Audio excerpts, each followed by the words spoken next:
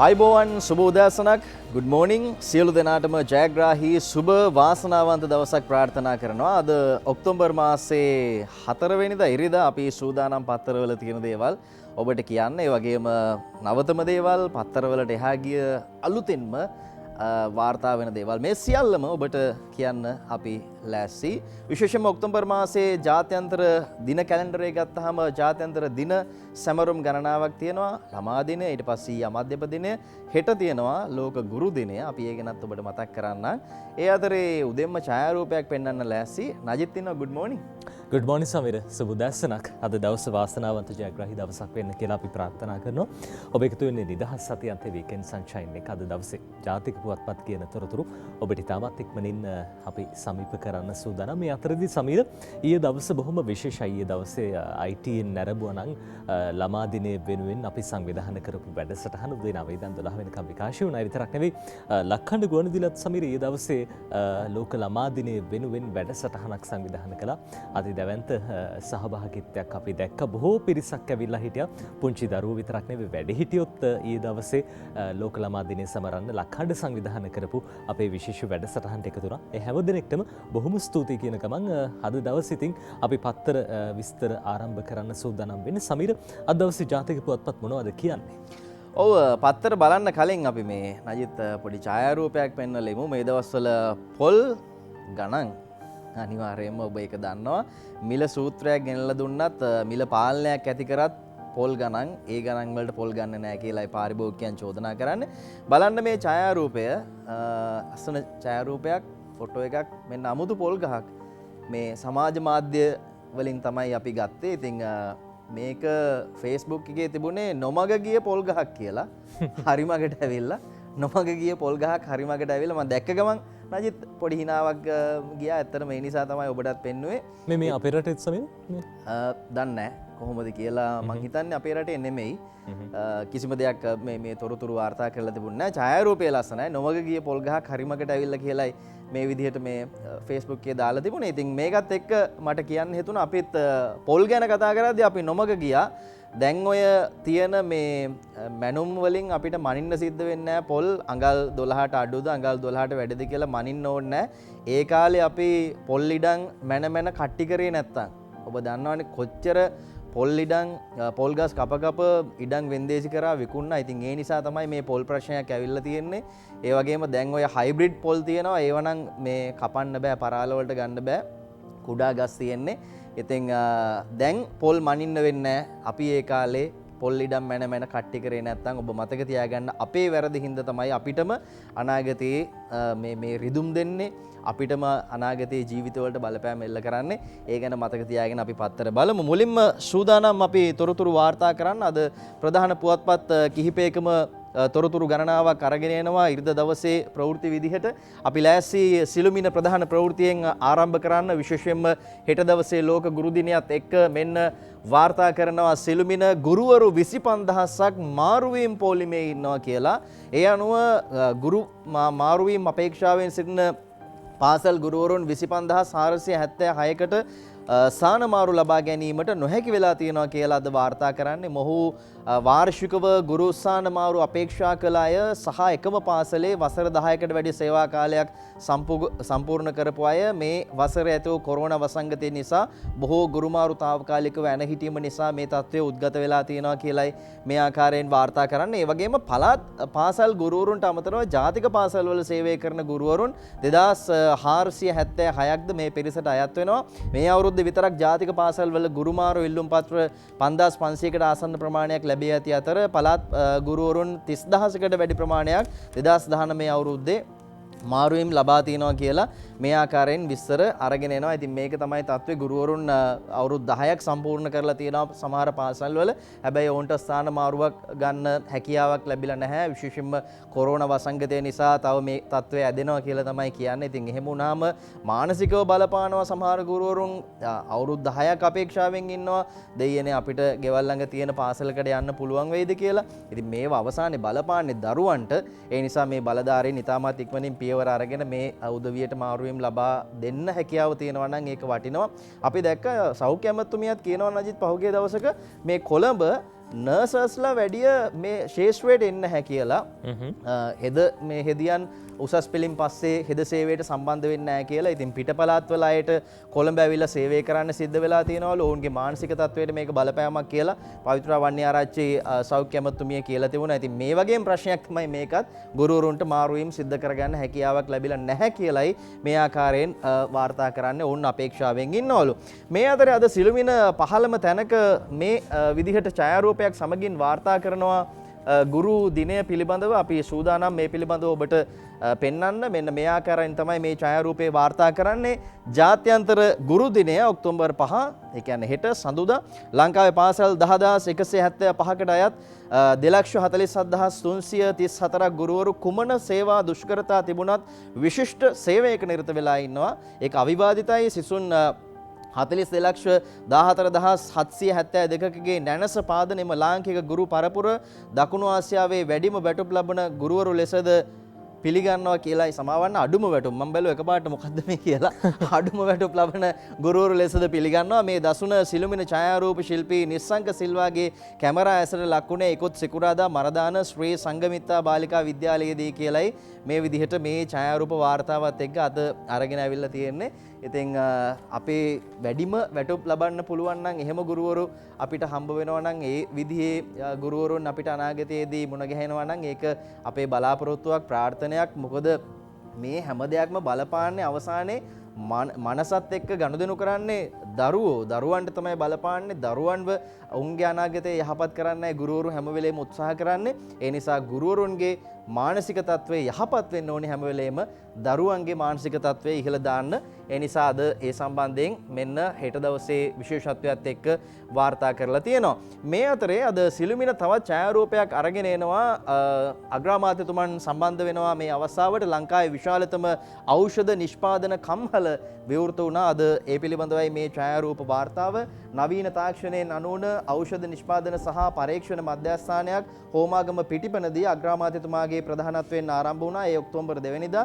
ඉතින් එහි විවෘත කිරීමේ කටයුතු සිද්ධ කරපු ආකාරය තමයි අද මේ ආකාරයෙන් මේ ඡායාරූප වාර්තාව අරගෙන එන්නේ. සිළුමිණයි මේ ප්‍රවෘත්තිය වාර්තා කරන්නේ. සමිර හෝමාගම පිටිපන මාහිනවත්ත ප්‍රදේශයේ තමයි මේ කර්මාන්ත ශාලාව ඉදි කරලා තියෙන්නේ. විශේෂයෙන්ම අපි දන්නවා අර අමාත්‍ය ආචාර්ය බන්දුල ගුණවර්ධන මැතිතුමා බොහෝ සංවර්ධන ක්‍රියාදාමයන් මේ ප්‍රදේශයේ කරලා තියෙනවා.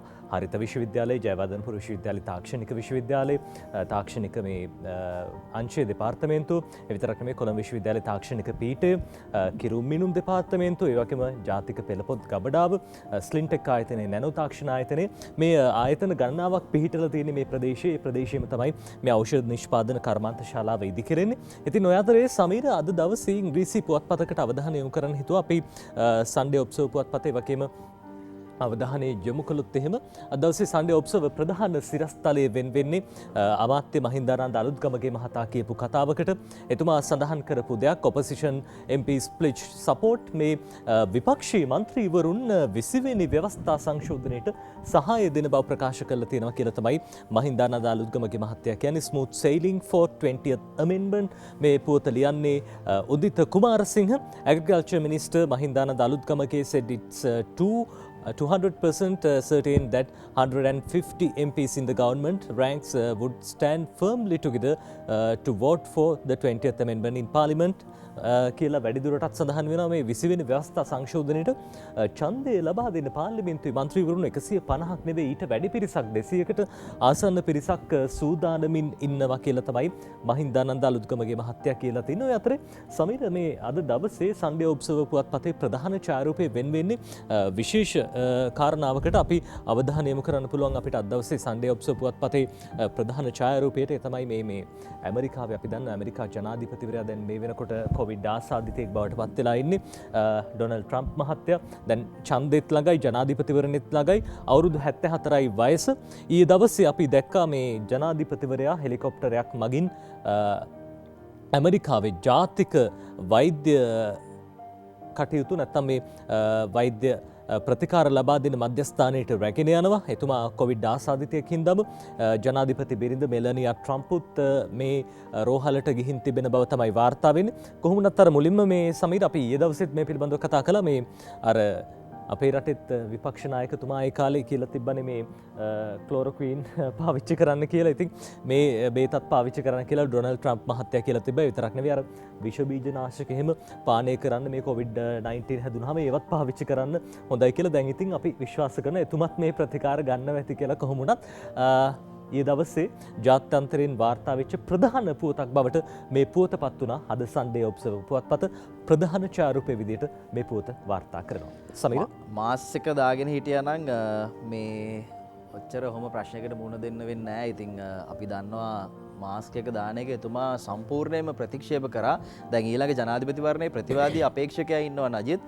ඔහු එක්ක විවාදයක් තිබුණා. එතනදිවත් ඔහු මාස්ක් එක දාන්නේ නැහැ. ඒකත් මේ හාස්‍යයට ලක් කරනවා. ප්‍රතිවාදී අපේක්ෂකයා මාස්ක් එක දාගෙන පැමිණීම. අර ඇමරිකා ඉතිහාසයේ සමීර මේ දැක්ක අප්‍රසන්නම විවාදය මෙවර දැකගත්තා කියලා තමයි ඇමරිකා ජනතාව සඳහන් කළේ. තාම විවාද එකයි තිබෙ. තව විවාද දෙකක් පවත්වන්නත් නියමිතයි.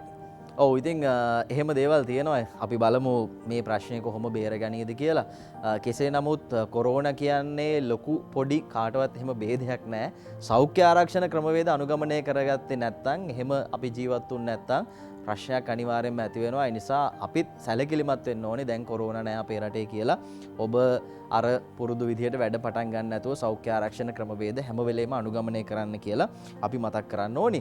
විශ්ව සම්බන්ධයෙන් අදත් සියලු පුවත්පත් වාර්තා කරනවා නජිත් විවිධ කාරණා අරගෙන එනවා. අපි දේශීය පත්තරයට යනවා. දේශීය ප්‍රධාන ප්‍රවෘත්ති කිහිපයකට අවධානය යොමු කරනවා විශ්ව පිළිබඳව. 20න් පසු පළාත් සභා පනත වෙනසක් සිද්ධ වෙනවා කියලා අගමැතිතුමා කියනවා. ඉතින් මේ කතාව අද දේශපාලන වාර්තාකරු දේශයට අරගෙන එන්නේ මෙහෙමයි. 20 වෙනි ආණ්ඩු ක්‍රම ව්‍යවස්ථා සංශෝධනය සම්මත වූ පසු පළාත් සභා මැතිවරණය පැවැත්වීම සඳහා පළාත් සභා මැතිවරණ පනත සංශෝධනය කරන බව අග්‍රාමාත්‍යතුමා සඳහන් කරනවා. ඒ සම්බන්ධයෙන් තමයි වාර්තාව අරගෙන එන්නේ. අපි දන්නවා දැන් පළාත් සභාව වලට ඉල්ලන්න ඉන්න අය ගොඩක් අය ඇඳුම් එහෙමත් මහලා තියෙන්නේ. ඉල්ලන්න සූදානම් වෙන්න ඉන්න අය. ඉතින් පළාත් සභා තියෙනවද නැද්ද කියන එක සම්බන්ධයෙන් යම් ආකාරයක මේ ප්‍රශ්නාර්ථයක් එහෙම නැත්නම් විවාදයක් සංවාදයක් ඇති වෙලා තියෙනවා. අපි දන්නවා විශේෂ බහර අමාත්‍යවරයාම එතුමාගේ පෞද්ගලික මතයක් විදිහට සරත් වීරසේකර මහත්තයා එතුමා පළාත් සභා ඉදිරියට මේ ආකාරයෙන් පවත්වාගෙන යනවට වැඩි කැමැත්තක් නැහැ. කෙසේ නමුත් අගමැතිතුමා කියනවා පනත සංශෝධනය කරලා ඡන්දයට යන්න සූදානම් කියලා අද දේශීය පුවත්පත මේ ආකාරයෙන් වාර්තා කරනවා. ඒ වගේම විජේදාස මහත්තයාගෙන් අමුතු ලියුමක් කියලා අද දේශීය පත්තරයේ තියෙනවා. ඒ හා සමගාමීවමයි වාර්තා කරන්නේ කලින් ප්‍රවෘත්තියට සමගාමීව. අපි බලමු මොකද්ද මේ ලියුම කියලා. මේ අමුතු ලියුම 19 වෙනි ආණ්ඩු ක්‍රම ව්‍යවස්ථා සංශෝධනයේ අඩුපාඩු සහ 20 වෙනි ව්‍යවස්ථා සංශෝධනයේ අඩුපාඩු විග්‍රහ කරමින් පාර්ලිමේන්තු මන්ත්‍රී ජනාධිපති නීතිඥ විජේදාස රාජපක්ෂ මහතා ජනාධිපතිවරයාට විශේෂ ලියුමක් යවලා තියෙනවා. එම අඩුපාඩු විසඳාගත හැකි විකල්පද එම ලිපිය මගින් අවධාරණය කරලා තියෙනවා. එම සංශෝධන සිදුවන්නේ නම් මහජන පරමාධිපත්‍යයට ගරු කරන්නෙක් ලෙස 20 වෙනි සංශෝධනයට සහාය දිය හැකි බවත් නැත්නම් ඒ ප්‍රශ්නය Tamanට උද්ගත වන බවත් මේ ලිපිය සඳහන් කරලා තියෙනවා කියලයි මේ විදිහට වාර්තා කරලා තියෙන්නේ. එසේම වත්මන් ජනාධිපතිවරයා 20 වෙනි සංශෝධනයේ බලතල භාවිතයේදී රටට හානියක් සිදු නොකරතත් සිදු කරන්න නැති වුණත් මේ ඉන් අනතුරුව මේ රටට යම් ආකාරයක ඉදිරි කාලයේදී ප්‍රශ්න ඇතිවිය හැකි බව විජේදාස රාජපක්ෂ මහත්තයා කියනවා. ඉතින් ජනාධිපතිතුමා ගැන පූර්ණ විශ්වාසයක් තියෙනවා. කිසිම හානියක් මේ බලතලත් එක්ක එතුමා රටට කරන්නේ නැහැ කියන කාරණය. නමුත් ඉදිරිය සම්බන්ධයෙන් එතුමා තුළ යම් කිසි අපැහැදිලි භාවයක් තියෙනවා. ඉතින් ඒක තමයි මේ විදිහට කියන්නේ මේ තියෙන අඩුපාඩු විසඳගත්තේ නැත්නම් විස්තර අත උස්සන්න බෑ කියන කාරණය අමුතු ලියුමක් කියලායි දේශීය පුවත්පත අද වාර්තා කරන්නේ. මේ අතර ඒකීය භාවය රකින්නට මෙතරම් බලතල මොකටද කියලා පාර්ලිමේන්තු මන්ත්‍රී චම්පික රාවනායක මහත්තයා අහනවා. මෙතුමා ගැන කාටුන් එකකුත් තියෙනවා. අද චම්පික රණවක මහත්තයා සමරි චම්පික රණවක මහත්මයා ඔව් දේශීය පුවත්පතයි අද වාර්තා කරන්නේ. චම්පික රණවක මහත්තයා මේ ප්‍රශ්නය අහන්නේ රටේ ඒකීය භාවය රැකීම සඳහා අධික බලතල සහිත ජනාධිපති ධූරයක් තිබිය යුතුද යන මතය බොරුවක් බව ජාතික හෙළ උරුමයේ නායක සමගි ජන බලවේගයේ පාර්ලිමේන්තු මන්ත්‍රී පාටලී චම්පික රණවක මහත්තයා කියලා තියෙනවා. අද ඒ ගැන තමයි මේ ආකාරයෙන් විස්තර අරගෙන එන්නේ. ඉතින් රටේ ඒකීය භාවය එහෙම නැත්නම් රටේ ආරක්ෂාව ජාතික ආරක්ෂාව සම්බන්ධයෙන් කතා කරද්දී ආණ්ඩුව කියන්නේ පහුගිය කාලේ රටේ ආරක්ෂාවක් තිබුණ නැත්te මේ 19 නිසා එහෙම නැත්නම් පරිණත දේශපාලඥයන් දෙදෙනෙක් රටේ ජනාධිපති සහ අගමැති වෙලා හිටියේ. නමුත් 19 හින්දා බලය පිළිබඳව ප්‍රශ්නයක් ආවා. වග කියන්නේ කවුද කියන ප්‍රශ්නය ආවා. ඉතින් මේ නිසා තමයි ජාතික ආරක්ෂාව සම්බන්ධයෙන් ගැටලුවක් මතුවුනේ කියලා කෙසේ නමුත් පාටලී චම්පික රණවක මහත්තයා මෙහෙම කියලා තියෙනවා. මේ අතරේ ශ්‍රී ලංකා නිදහස් පක්ෂය මොකද කියන්නේ? ශ්‍රී ලංකා පොදු ජන පෙරමුණෙන් ඔවුන් ඡන්දයට ආවේ මේ පාර සමහර දිස්ත්‍රික්කවල හැර ඔවුන් කියනවා ව්‍යවස්ථා සම්මතයට ශ්‍රී ලංකාවේ සහාය දෙනවා කියලා පාර්ලිමේන්තු මන්ත්‍රී ශාන් විජේලාල් මහත්තයා කියන්නේ. හිටපු මහඇමතුමා වත්මන් පාර්ලිමේන්තු මන්ත්‍රීවරයා රජයේ හවුල්කාර පක්ෂයක් වන ශ්‍රී ලංකා නිදහස් පක්ෂය 20 වෙනි ආණ්ඩුක්‍රම ව්‍යවස්ථා සංශෝධනයට සහාය පළ කරනවා කියලා එතුමා සඳහන් කරන්නේ. මේ ගැන දයාසිරි ජයසේකර මහත්තයත් ඊයේ තිබුණ උත්සවයකින් පසුව මාධ්‍ය වෙත අදහස් දක්වමින් සඳහන් කරා. ඒ සම්බන්ධයෙන්ුත් මතක් කරන්න ඕනේ. එතකොට ශ්‍රී ලංකා නිදහස් පක්ෂයේ සහාය 20ට දෙනවා කියලා ඔවුන් කියනවා ඒ සියලු මන්ත්‍රීවරුන්. මේ අතරේ අපි බලමු ජනතා විමුක්ති පෙරමුණ මොකද්ද කියන්නේ? ඔවුන් විශ්ව සම්බන්ධයෙන් දරන අදහස මොකද්ද? පොඩි සංශෝධන වලින් විශ්සේ විස මැකෙන්නේ නැහැ. අද මව්බිම වාර්තා කරන්නේ පක්ෂ නායකයා මේ ආකාරයෙන් සඳහන් කරනවා. අනුර කුමාර දිසානායක මහත්තයා පොඩි දේවල් කරාට හරියන්නේ නැහැ. මේ පොඩි දේවල් කරාට විශ්ෙන් විස මැකෙන්නේ නැහැ කියලයි එතුමා කියන කතාව මේ විදිහට අද අරගෙන එන්නේ. 20 වෙනි සංශෝධනය සඳහා පාර්ලිමේන්තු කාරක සභාව අවස්ථාවේදී සංශෝධන රැසක් ඉදිරිපත් කරන බවට නීතිපති ශ්‍රේෂ්ඨාධිකරණයට ප්‍රකාශ කර ඇති අතර ආණ්ඩුවේ වගකීම වන්නේ 20ට එවැනි සංශෝධනයක් ගෙන එන්නේ නම් එය ජනතාවට දැනගැනීම පිණිස ඒවා ගැසට් කිරීම බවද ජවිපේ නායකයා කියනවා. ආණ්ඩුවේ මූලික උවමනාව වන්නේ ජේ.ආර්. ජයවර්ධන අනුගමනය කළ ආර්ථිකයේ දෙවන පියවර ඉදිරියට ගෙන යාම වෙනුවෙන් ව්‍යවස්ථාව තුළින් ඒකාධිපතිත්වයක් නිර්මාණය කිරීම විනා එසේ නොමැතිව පවතින විනාශකාරී ආර්ථික අරමුණු විනාශ කිරීමේ හැකියාවක් නොමැති බැවින් එකවර සමාවන්න කවර වර්ගයේ සංශෝධනාවද විස නැසිය නොහැකි බව තමයි ඔහු සඳහන් කරන්නේ. ඉතින් මෙච්චර බලතල මොකටද කියලයි ජවිපේ ප්‍රශ්න කරන්නේ. අද ඒ සම්බන්ධයෙන් මව්බිම තොරතුරු අරගෙන එද්දී නජිත් අර මහින්දානන්ද අලුත්ගමගේ මහත්තයා කියපු කතාව අද ඒ පිළිබඳව මව්බිමත් වාර්තා කරනවා. කලින් කිව්වේ 200ක් කියලා ඉංග්‍රීසි පුවත්පත් වාර්තා කරලා තිබුණේ. කෙසේ නමුත් 175ක බහුතරයෙන් 20 සම්මත කර ගන්නවා කියලා එතුමා කියනවා. අද මව්බිමයි මේ තොරතුරු අරගෙන එන්නේ. ඒ අනුව 175ක වැඩි බහුතරයකින් 20 සම්මත කර ගන්න සූදානම් කියලා නජිත් ඔහු කියනවා මේ විදිහට අද මව්බිම වාර්තා කරනවා. මව්බිම පුවත්පතේ විදිහට තොරතුරු වාර්තා කරන අතරේ සමීර අපිට පුළුවන් සන්ඩේ ඔබ්සර්වර් පුවත්පතේ තවත් ප්‍රවෘත්ති කිහිපයකට අවධානය යොමු කරන්න. සන්ඩේ ඔබ්සර්වර් පුවත්පතේත් විශේෂයෙන්ම සඳහන් වෙනවා සමීර අර කියපු කාරණා පිළිබඳව ශ්‍රී ලංකා නිදහස් පක්ෂය දැන් 20 වෙනි ව්‍යවස්ථා සංශෝධනයට සහාය ලබා දෙන බව SLFP pledges to support 20th amendment කියලා තමයි වැඩිදුරටත් මේ තොරතුරු වාර්තා කරන්නේ අද දවසේ සන්ඩේ ඔබ්සර්වර් පුවත්පත. ඒ අතරේ සමීර මේ දැන් එළඹෙන සතිය බොහොම තීරණාත්මක සතියක් එක්සත් ජාතික පක්ෂයට. එක්සත් ජාතික පක්ෂය මේ අලුත් නායකයෙක් නම් කරන්න සූදානමින් ඉන්නවා. ඒ අතරේ අනෙකුත් ප්‍රධාන පෙළේ තනතුරුත් ලබා දෙන්න සූදානම් කියලා තමයි අද සන්ඩේ ඔබ්සර්වර් පුවත්පත සඳහන් කරන්නේ.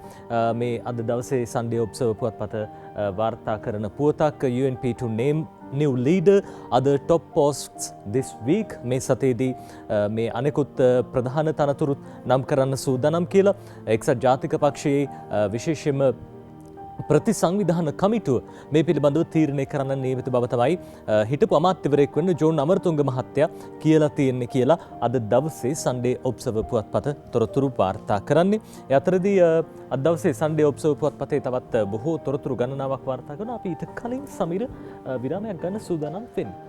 ඔව් අපි විරාමයක් ගමු. ඊට පස්සේ පරිසරය ගැන බොහෝ දේ ඔබට කියන්න තියෙනවා. පරිසරය සම්බන්ධයෙන් චෝදනා ගණනාවක් ගස් කපනවා, අරහේ කපනවා, මෙහි කපනවා, ඉඩම් අල්ල ගන්නවා, මේ ආදී ගැටලු ගණනාවක් තිබුණා.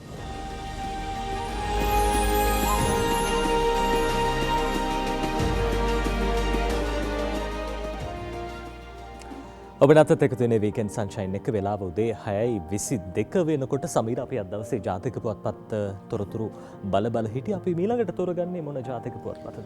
අපි සිළුමින බලමු පරිසරය ගැන කැක්කුමක් තියෙන අයට මේ කතා කිහිපයක් තියෙනවා. ඒවා ඉතාමත් වැදගත්. රට ගැන ආඩම්බරයකින් අපිට ඉන්න පුළුවන්කම ලැබිලා තියෙනවා අපේ තියෙන මේ සුන්දර පරිසරයේ හින්දා. හැබැයි ඒක පනසන ඒක නොතේරෙන බොහෝ පිරිසක් ඉන්නවා. ඉතින් ඒ උදවිය සම්බන්ධයෙන් නීතිය ක්‍රියාත්මක වෙනවා. අන්න ඒකයි හොඳේ. අද සිළුමින වාර්තා කරනවා වනයට හානි කළ 25ක් අධිකරණයට කියලා අමිල මලවිසූරිය තමයි මේ වාර්තාව අරගෙන එන්නේ. වනාන්තර විනාශ කිරීම පිළිබඳව ජනමාධ්‍ය ඔස්සේ පුළුල් ප්‍රචාරයක් ලබා දීම නිසා ඒ පිළිබඳව ජනතාව අවදියෙන් සිට පොලිසියට ලබා දුන් ඔත්තු සේවා අනුව සැකකරුවන් 25 දෙනෙකු අත්අඩංගුවටගෙන අධිකරණයට පැමිණීමට හැකි වූ බව පොලිස් මාධ්‍ය ප්‍රකාශක ජ්‍යෙෂ්ඨ පොලිස් අධිකාරී නීතිඥ ජාලිය සේනාරත්න මහත්තයා කියනවා. ආයි කියයිද නැහැ සාක්ෂි නැහැ කියලා නේද? එහෙම කියන එකක් නැහැ.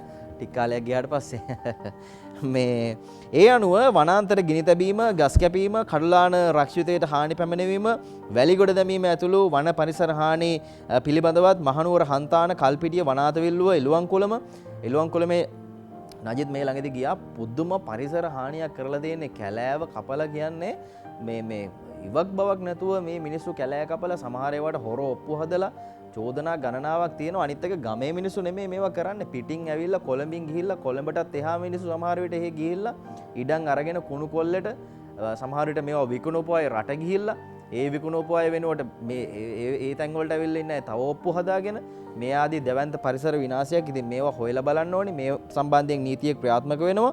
මාරවිල, මුදුන්කොටුව, හොරෝපතාන, මොරවැව, ආනවිලුන්දාව, මංගලපුර, කාවන්තියසපුර මේ ආදී ප්‍රදේශ ගණනාවක මේ හානිය සිද්ධ වෙලා තියෙනවා. ඉතින් ඒ සියලු දෙනා අධිකරණයට ඉදිරිපත් කරලා තියෙනවා. හානි කළ 25ක් අධිකරණයට ඉදිරිපත් කරලා තියෙනවා කියලායි මේ ආකාරයෙන් සිළුමින වාර්තා කරන්නේ. මේවා හොයාගෙන යනකොට තව ලොකු කට්ටිය අහුවෙයි. ඔය මේ මද්‍රව්‍ය ජාවාරම් වගේ තමයි. ඉතින් ඒ ලොකු කට්ටියත් එළියට කොහොම හරි ගන්න තියෙනවා නම් හොඳයි. නැත්නම් ඒගොල්ලෝ තව කවුරු හරි දාලා මේ වැඩ ටික ලස්සනට කරගෙන යනවා ඉස්සරහටත්. ඒ නිසා මේවා කරන අය, මේවා සැලසුම් කරන අය තමයි අහුවෙන්න ඕනේ. ඒ අයට තමයි නීතිය ක්‍රියාත්මක කරන්න ඕනි. මේ අතරේ නජිත් සිළුමින කියනවා අද කොළඹ ගස් සුරකීමට අලුත් සැලැස්මක් කියලා. නිහාල්පී අබේසිංහ ලියන්නේ කොළඹ නගරයේ මාර්ග දෙපස ඇති ගස් සුරකීමට සහ ඒ ගස් කඩා වැටීමෙන් මහජනතාවගේ දේපල විනාශ වීම වැළැක්වීමට ජනාධිපති කාර්යාලයේ පරිසර ඒකකයේ මෙහෙයවීමෙන් නව වැඩපිළිවෙලක් සකස් කරනවා කියලයි මේ විදිහට කියන්නේ. ජ්‍යෙෂ්ඨ පොලිස් අධිකාරී රොෂාන් රාජපක්ෂ ජනාධිපති කාර්යාලයේ විශේෂ පැවරුම් හා පරිසර අධ්‍යක්ෂ ධූරයට පත්වීමෙන් අනතුරුව මේ වැඩසටහන ආරම්භ කරලා තියෙනවා. කොළඹ ගස් රකින්න මේ වැඩපිළිවෙල ඒ අනුව ක්‍රියාත්මක කරනවා කියලයි අද මේ විදිහට වාර්තා කරන්නේ. පරිසරය ගැන කතා කරද්දී අපිට ගස් කැපීමෙන් විතරක් මේ කතාව නවත්තන්න බෑ. එතනින් එහාට යන්න සිද්ධ වෙනවා. අපි අරුණ පත්තරයට යමු නජිත්. අරුණ පුවත්පත අද වාර්තා කරලා තියෙනවා කොළඹ වැසිකිලි දසදහසක් කොහෙටද? කැලණි ගඟට කියලා. අද මේ සම්බන්ධ වාර්තාව අරුණ පුවත්පත අරගෙන එන්නේ. සාලිය කුමාර ගුණසේකර ලියන්නේ. ඉතින් කොළඹ දිස්ත්‍රික්කයේ කැලණි ගඟ දෙපස නිවාසවල වැසිකිලි දසදහසකට අධික සංඛ්‍යාවක අපද්‍රව්‍ය බැහැර කෙරෙන්නේ ඒ ගංගාවලට බව මධ්‍යම පරිසර අධිකාරිය කියලා තියෙනවා. ඉතින් මේ වගේ දේවල් කියලා විතරක් මදි. මේ සම්බන්ධයෙන් නීතිය ක්‍රියාත්මක වෙන්න ඕනි. මේ විදිහට කවුද මේ කැලණි ගඟ දෑල දෙපැත්තට මේ ආකාරයෙන් අපද්‍රව්‍ය හරවලා තියෙන්නේ? මොකද කැලණි ගඟේ වතුර අපි පිරිසුදු කරලා බොනවා තමයි. කෙසේ නමුත් අපිට නිකන් නේද කොළඹ අයට පොඩි තිගැස්මක් ඇති වෙනවා නේද? මෙච්චර ප්‍රමාණයක් මේ අපද්‍රව්‍ය සමීර මේ මධ්‍ය පරිසර අධිකාරී සභාපතිතුමා අපිත් එක්ක 7 වෙනි පැයකට දවසක් එකතු වුණා. එතුමා සඳහන් කරපු කාරණාව දැන් මේ අර දැන් හොඳටම දන්නවනේ කැලණි ගඟ දෙපස මේ වගේ දෙයක් සිද්ධ වෙනවා කියලා එතුමන් සඳහන් කළා. මින් ඉදිරියට අර ග්‍රාම නිලධාරී කොට්ටාස මට්ටමින් මේ පිළිබඳව පරීක්ෂා කරනවා. අර විශේෂයෙන්ම දැන් ඔය සමනල කන්ද ප්‍රදේශයෙන් තමයි මේ ගංගා සියල්ලම ආරම්භ වෙලා පල්ලෙහාට ගලාගෙන ඉන්නේ. අර අදාළ ග්‍රාමසේවා වසමේ ග්‍රාම සේවක වගකිව යුතුයි මේ ගඟට කිසියම් ආකාරයක අපද්‍රව්‍යයක් මිශ්‍ර වෙනවා නම් ඒ පිළිබඳව පරීක්ෂා කරනවා කියලා එතුමන් සඳහන් කළා. මේ විදිහට ගඟ දෙපස දිගටම මේ මුහුදට ගලාගෙන යනකම්ම මේ ග්‍රාම සේවක වසම් මේ පිළිබඳව දැනුවත් කරලා තියෙන ඉදිරියේදී මේ පිළිබඳව වැටලීම් සිද්ධ කරන්න දඬුවම් ලබා දෙන්න කටයුතු කරනවා කියලා එතුමන් සඳහන් කළා. මොකද අර මේ වතුර පිරිසිදු කරන්න වැය වෙන්නේ රටේ ධනයම තමයි. රටේ ජාතික මේ ආර්ථිකයට තමයි මේ හැම දෙයක්ම එකතු වෙන්නේ. හින්දා පිරිසිදු වතුර තවත් පිරිසිදු කරන්න ඕනේ නැහැ. අපිරිසිදු හින්දා තමයි පිරිසිදු කරන්න ඕනේ. ඒ නිසා අපිරිසිදු කරන කට්ටිය කට්ටියට එරෙහිව ඉදිරියේදී දැඩි පියවර ගන්නවා කියලා එතුමන් සඳහන් කළා. අපිත් බලන් ඉන්නවා දැන් මේ කටයුතු හරියට ක්‍රියාත්මක වේද කියලා. කොහොමුණත් අද දවසේ ජාතික පුවත්පත් වාර්තා කරන විදිහට කොළඹ වැසිකිලි දසදහසක් කැලණි ගඟට කියලා තමයි සිරස්තල යොදලා තියෙන්නේ. දැන් ඉදිරියේදී මේ ප්‍රමාණය අඩු වෙනවා නම් ඒක සුබවාදී කාරණාවක් කියලා අපි මතක් කරන්න ඕනේ. මාධ්‍යවේදීන් විදිහට අපිත් මේ ගැන අවධානයෙන් ඉන්නේ කියලා අපි අදාළ අංශ වලට මතක් කරන්නත් ඕනේ. ඒ සමරසිංහ මහත්තයා අපි දන්නවා එතුමාට ශක්තිය තියෙනවා. ඉතින් ඒ හැකියාවන් එක්ක ඒ ශක්තියත් එක්ක එතුමා මේ ආකාරයෙන් නීතිය තදින් ක්‍රියාත්මක කරලා මේ දේවල් සොයා බලයි. මේ නජිත් මේ අහිංසක මිනිස්සු විතරක් නෙමෙයි මේ වැඩේ කරන්නේ. සාමාන්‍ය මිනිස්සු විතරක් නෙමෙයි කර්මාන්තශාලා විශාල ප්‍රමාණයක් තියෙනවා. ඔය මේ ගඟ දෙපස් ඉතින් ඔය අයත් මේවා කරනවා. විශාල ඔවුන් ලාභ ලබනවා එක පැත්තකින්. මේවට ප්‍රතිකර්මයක් කරගන්නේ නැහැ. මෙවැනි විකල්ප වලට යන්නේ නැහැ. නියමිත ක්‍රමයට මේ දේවල් කරන්නේ නැහැ. ඉතින් මේවට ප්‍රාදේශීය ඉන්න සෞඛ්‍ය බලධාරීන් PHI මහත්තයා ඉන්නවා. සමහර විට ඒගොල්ලොත් මේවට සම්බන්ධ වෙනවද දන්නේ නැහැ. කෙසේ නමුත් මේ ප්‍රශ්නේ निराකරණය කරලා දෙන්න අද මේ ආකාරයෙන් පුවත්පත් වාර්තාව අරගෙන එනවා. මධ්‍යම පරිසර අධිකාරිය පිළිබඳව කතා කරද්දී අපි සිළුමිණට යනවා. සිළුමිණ කියනවා විද්‍යුත් අපද්‍රව්‍ය තැපෑලෙන් ගන්නවා කියලා. ඔබේ ගෙදරත් විද්‍යුත් අපද්‍රව්‍ය තියෙනවා නම් හොඳ අවස්ථාවක්. ජාතික විද්‍යුත් අපද්‍රව්‍ය කළමනාකරණ සතිය හෙට ආරම්භ වෙනවා. හෙටින් ආරම්භ වෙන මේ සතිය ජනතාව විද්‍යුත් අපද්‍රව්‍ය තැපැල් කාර්යාලය හරහා ලබා දීමට පහසුකම් සලසලා තියෙනවා කියලා එස් අමරසිංහ මහත්තයා මධ්‍යම පරිසර අධිකාරියේ සභාපතිතුමා සිරි අමරසිංහ මහත්තයා සිළුමිණ පත්‍රයට කියනවා. ඉතින් නිවෙස් වල තියෙන අපද්‍රව්‍ය 10 වෙනිදා පස්වරු 4 දක්වා දිවයිනේ තැපැල් කාර්යාලය වෙත ගෙනවිත් දෙන්න පුළුවන් කියලයි මේ විදිහට කියන්නේ. ඔය විද්‍යුත් අපද්‍රව්‍ය දැවැන්ත පරිසර හානියක් කරනවා. ඔබ දන්නේ නැති වුණාට ගෙදර සමහර විට කම්පියුටර් එක, ලැප් එක, පරණ ෆෝන් එක, ඒවා බැටරි මේ දේවල් නේද නජිත් තැපෑලෙන් ගෙනල්ලා බාර දෙන්න පුළුවන්. මේවා නියමිත විදිහට විනාශ කරන කටයුතු කරන්නයි මධ්‍යම පරිසර අධිකාරිය සූදානම් වෙන්නේ. මේ අතරේ අපි දේශීය ප්‍රධාන ප්‍රවෘත්තියට යනවා. අර කතාව මේ ඉඩම් කතාව මෙතනටත් ඇවිල්ලා තියෙනවා. ප්‍රධාන ප්‍රවෘත්තියක් විදිහට දේශීය කියනවා ආණ්ඩුවේ ඉඩම් කොල්ල කන කල්ලියක් කියලා. මම අර ටිකක් විස්තර කිව්වේ මේ කල්ලිය කොහෙද කොහොමද වැඩ කරන්නේ කියලා නජිත්. මේවට සම්බන්ධයි කවුද කියලා. ජනාධිපති අගමැති කාර්යාල විගණනයට යටත් වෙන කතාවත් මේ එක්කම වාර්තා කරනවා. නමුත් මේ ප්‍රවෘත්තිය වෙන කතාවක්. කෙසේ නමුත් දේශීය කියනවා මේ ඉඩම් කතාව සම්බන්ධයෙන් කතා කරද්දී ප්‍රබල දේශපාලඥයන් සහ රාජ්‍ය නිලධාරීන් ඇතුළු පුද්ගලයන් විසින් මෙරට රජයේ ඉඩම් සහ පුද්ගලික ඉඩම් බලහත්කාරයෙන් අත්පත් කර ගැනීම සම්බන්ධයෙන් ආරක්ෂක අමාත්‍යාංශය මගින් පරීක්ෂණ ආරම්භ කරලා තියෙනවා. මේ සම්බන්ධයෙන් ජනාධිපතිතුමාට දිගින් දිගටම පැමිණිලි ලැබෙමින් පවතිනවා. දවසින් දවස ගෝඨාභය රාජපක්ෂ මහත්තයාට මේ බලෙන් අත්පත් කර ගැනීම වංචා සම්බන්ධයෙන් මේ ලැබෙන පැමිණිලි සංඛ්‍යාව අධික නිසා මේ සම්බන්ධයෙන් පරීක්ෂණයක් කරන්න ඊට අදාළ මේට සම්බන්ධ අයට එරෙහිව නීතිය ක්‍රියාත්මක කරන්න කියලා ආරක්ෂක ලේකම්තුමාට දන්වලා තියෙනවා. ඒ අනුව ආරක්ෂක ලේකම්වරයා ඒ සම්බන්ධයෙන් සොයා බලන්න අපරාධ පරීක්ෂණ දෙපාර්තමේන්තුවට පවරලා තියෙනවා කියලා විශ්වාස කටයුතු ආරංචි මාර්ග කියනවා. අපිට සැනසුම් සුසුමක් කෙලන්න පුළුවන්. ඇත්තටම එහෙම වෙනවා නම් ඒක වෙන්නත් ඕනි වැඩක්. මොකද මෙතන ලොකු ජාවාරමක් සිද්ධ වෙනවා. සමහර අයට කිසිම අදාළත්වයක් නැහැ. හැබැයි ඈත පළාතකින් ඉඩමක් තියෙනවා. හරි ලස්සනට ඒගොල්ලෝ ගිහිල්ලා ඒවට ඔප්පු තිරපොත් හදලා ඒව සමහර වෙලට ලියාපදිංචිත් කරගෙන හෙට අනිද්දා ඔප්පුත් ලැබෙනවා ඇති. ඔප්පු දෙනවා කියලා කියනවනේ හෙට අනිද්දා. ඉතින් මේ ඔප්පු නැති අයට ඉතින් එහෙමත් වෙන්න පුළුවන්. ඒ නිසා මේ ගැන සොයා බැලීමක් කරන එක ඉතාමත් වටිනවා. මොකද මේවා රජයේ ඉඩම්, ජනතාවගේ ඉඩම්, රටේ ඉඩම්, මේවා වටිනා ඉඩම්, මේවා අනිත් එක කැලෑ කපලා විනාශ කරපු තැන්. මේ නිසා මේ ගැන හොයලා බලන එක වටිනවා. ඒ ගැන අද පුවත්පත් වාර්තාව මේ විදිහට අරගෙන එනවා. ඒ අතර සමීර මේ අද දවසේ දේශීය පුවත්පත් වාර්තා කරන තොරතුරකට අපිට අවධානය යොමු කරන්න හිතුණා. ඒ තමයි මේ දැන් ගොඩක් අය බලාගෙන හිටියා අපේ රටේ පවා ගුවන්තොටුපළ විවෘත වෙන්නේ කවදාද කියලා. ගුවන්තොටුපළ ඇරීම ජනවාරියට කල්යයි කියලා අද දවසේ දේශීය පුවත්පතේ ඉහළ දකුණු කෙළවරේ ප්‍රධාන පුවතක් විදිහට වාර්තා කරනවා. එළඹෙන ශීත කාලයත් සමග COVID-19 වසංගතය ලොව පුරා වර්ධනය වන බවත් ලෝක සෞඛ්‍ය සංවිධානය මගින් ඒ පිළිබඳ අනතුරු අඟවා ඇති නිසා මෙරට සියලු ජාත්‍යන්තර ගුවන්තොටුපළවල් ලබන වසරේ ජනවාරියේදී විවෘත කිරීමට පසුගියදා රැස්වුණු මෙරට COVID කමිටුවේදී සාකච්ඡා කර ඇත කියලා. දැන් ඔබ ගුවන් ගත වෙන්න බලාගෙන හිටියනම් තව ටික කාලයක් ඉවසන්න වෙනවා. වෙන රටක ඉන්නවා නම් ඔබේ ඥාතියෙක් හරි මිත්‍රයෙක් හරි අපේ රට දෙන්නත් ටිකක් කල් ගත වෙන. හැබැයි අර අත්‍යවශ්‍යම පිරිස් තාමත් රටට ගේනවා. ඒ පිරිස් අතරිනුත් COVID-19 ආසාදිතයන් වාර්තා වෙනවා. බොහොම පරිස්සමින් කරන්න ඕන දෙයක්. ඒ හින්දා තමයි මේ දේවල් සිද්ධ වෙන්නේ. නැත්තම් ඉතින් අර ලෝකෙම දෙවෙනි තැනට අපිටපත් වෙන්න හැකියාවක් නැහැ COVID මර්ධනය අතින්.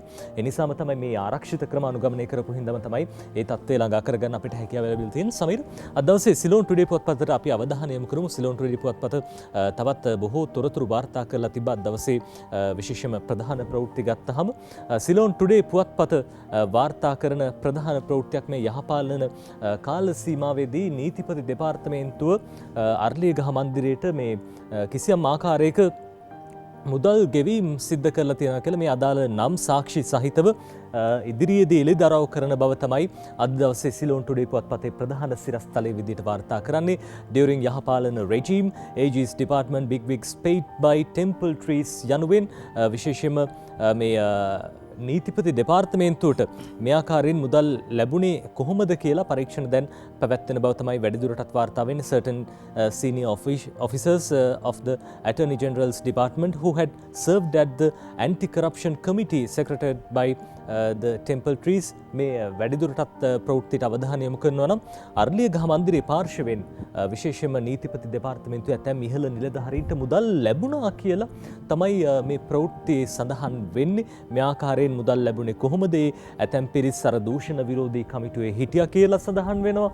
ඒ දූෂණ විරෝධී කමිටුව මුවාවෙන් ඔවුන්ට මුදල් ලබා දීම සිද්ධ කරලා තියෙනවා. මේ පිළිබඳව පරීක්ෂණ සිද්ධ කරනවා කියලා තමයි අද දවසේ සිලෝන් ටුඩේ පුවත්පත මේ විදිහට වාර්තා කරන්නේ. දැන් මේ දවස්වල සමීර පාස්කු ප්‍රහාරය පිළිබඳ විමර්ශනය කරන ජනාධිපති කොමිසම ඒ විතරක් නෙවෙයි දේශපාලන පරිගැනීම් පිළිබඳ සොයා බලන ජනාධිපති කොමිසමේ සාක්ෂි සටහන් කර ගැනීම සිද්ධ වෙනවා. ඒ අතරතුරේදී තමයි මේ කාරණා හෙළි වෙන්නේ. ඉදිරියේදී නම් ඔය ප්‍රවෘත්තිය ලියපු කෙනෙක් සඳහනක් තියෙනවද ඒ සම්බන්ධයෙන්?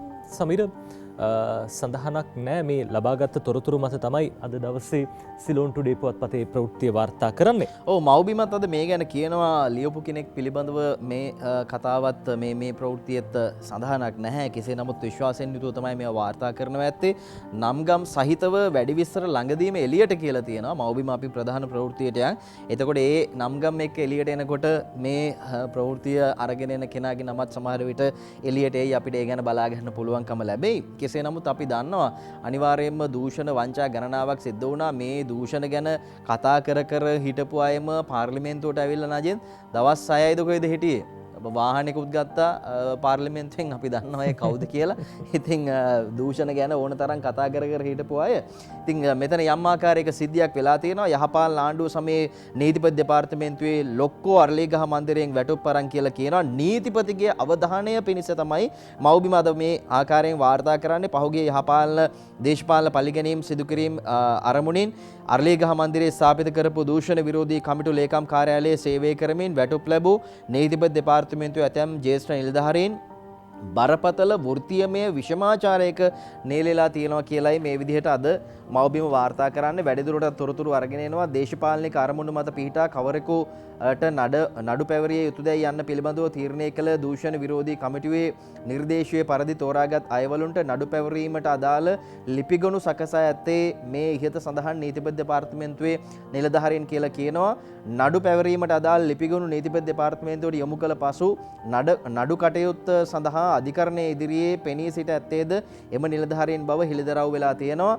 මේ කාර්යයන් සඳහා යහපාලන රාජ්‍යයේ කැබිනට් අනුමැතිය මත ස්ථාපිත කරන ලද දූෂණ විරෝධී කමිටුවේ සභාපතිවරයා ලෙස එවකට අගමැති රනිල් වික්‍රමසිංහ මහතා කටයුතු කළ අතර මංගල සමරවීර, චම්පික රණවක, අනුකුමාර දිසානායක, එම්.ඒ. සුමන්තිරන්, සරත් ෆොන්සේකා, ජයම්පති වික්‍රමරත්න, මලික් සමරවික්‍රම, රාජිත සේනාරත්න යන මැති ඇමතිවරු සහ නීතිඥ ජේ.සී. වැලියමුණ ද එහි සමාජිකයෙක් ලෙස කටයුතු කරලා තියෙනවා. කැබිනට් අනුමැතිය සහිතව මේ පත්කිරීම සිදු කළ බව 2015 ජනවාරි 21 වෙනි දින පළව පුවත්පත් වාර්තාවන් වල සඳහන් වෙලා තියෙනවා. කෙසේ නමුත් මේ සම්බන්ධයෙන් අපි දන්නවා දේශපාලන පරිගැනීම් පිළිබඳව සොයා බැලීමේ කොමිසමට ආපු වෙලාවේ අගමැතිතුමා මොනවද කිව්වේ කියලා.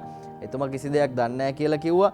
ඉතින් මෙතන හිටපු අය තමයි ඒ සඳහා වග කියන්න ඕනි කියලාත් එතුමා යම් සඳහන් කිරීමක් කරලා තිබුණා.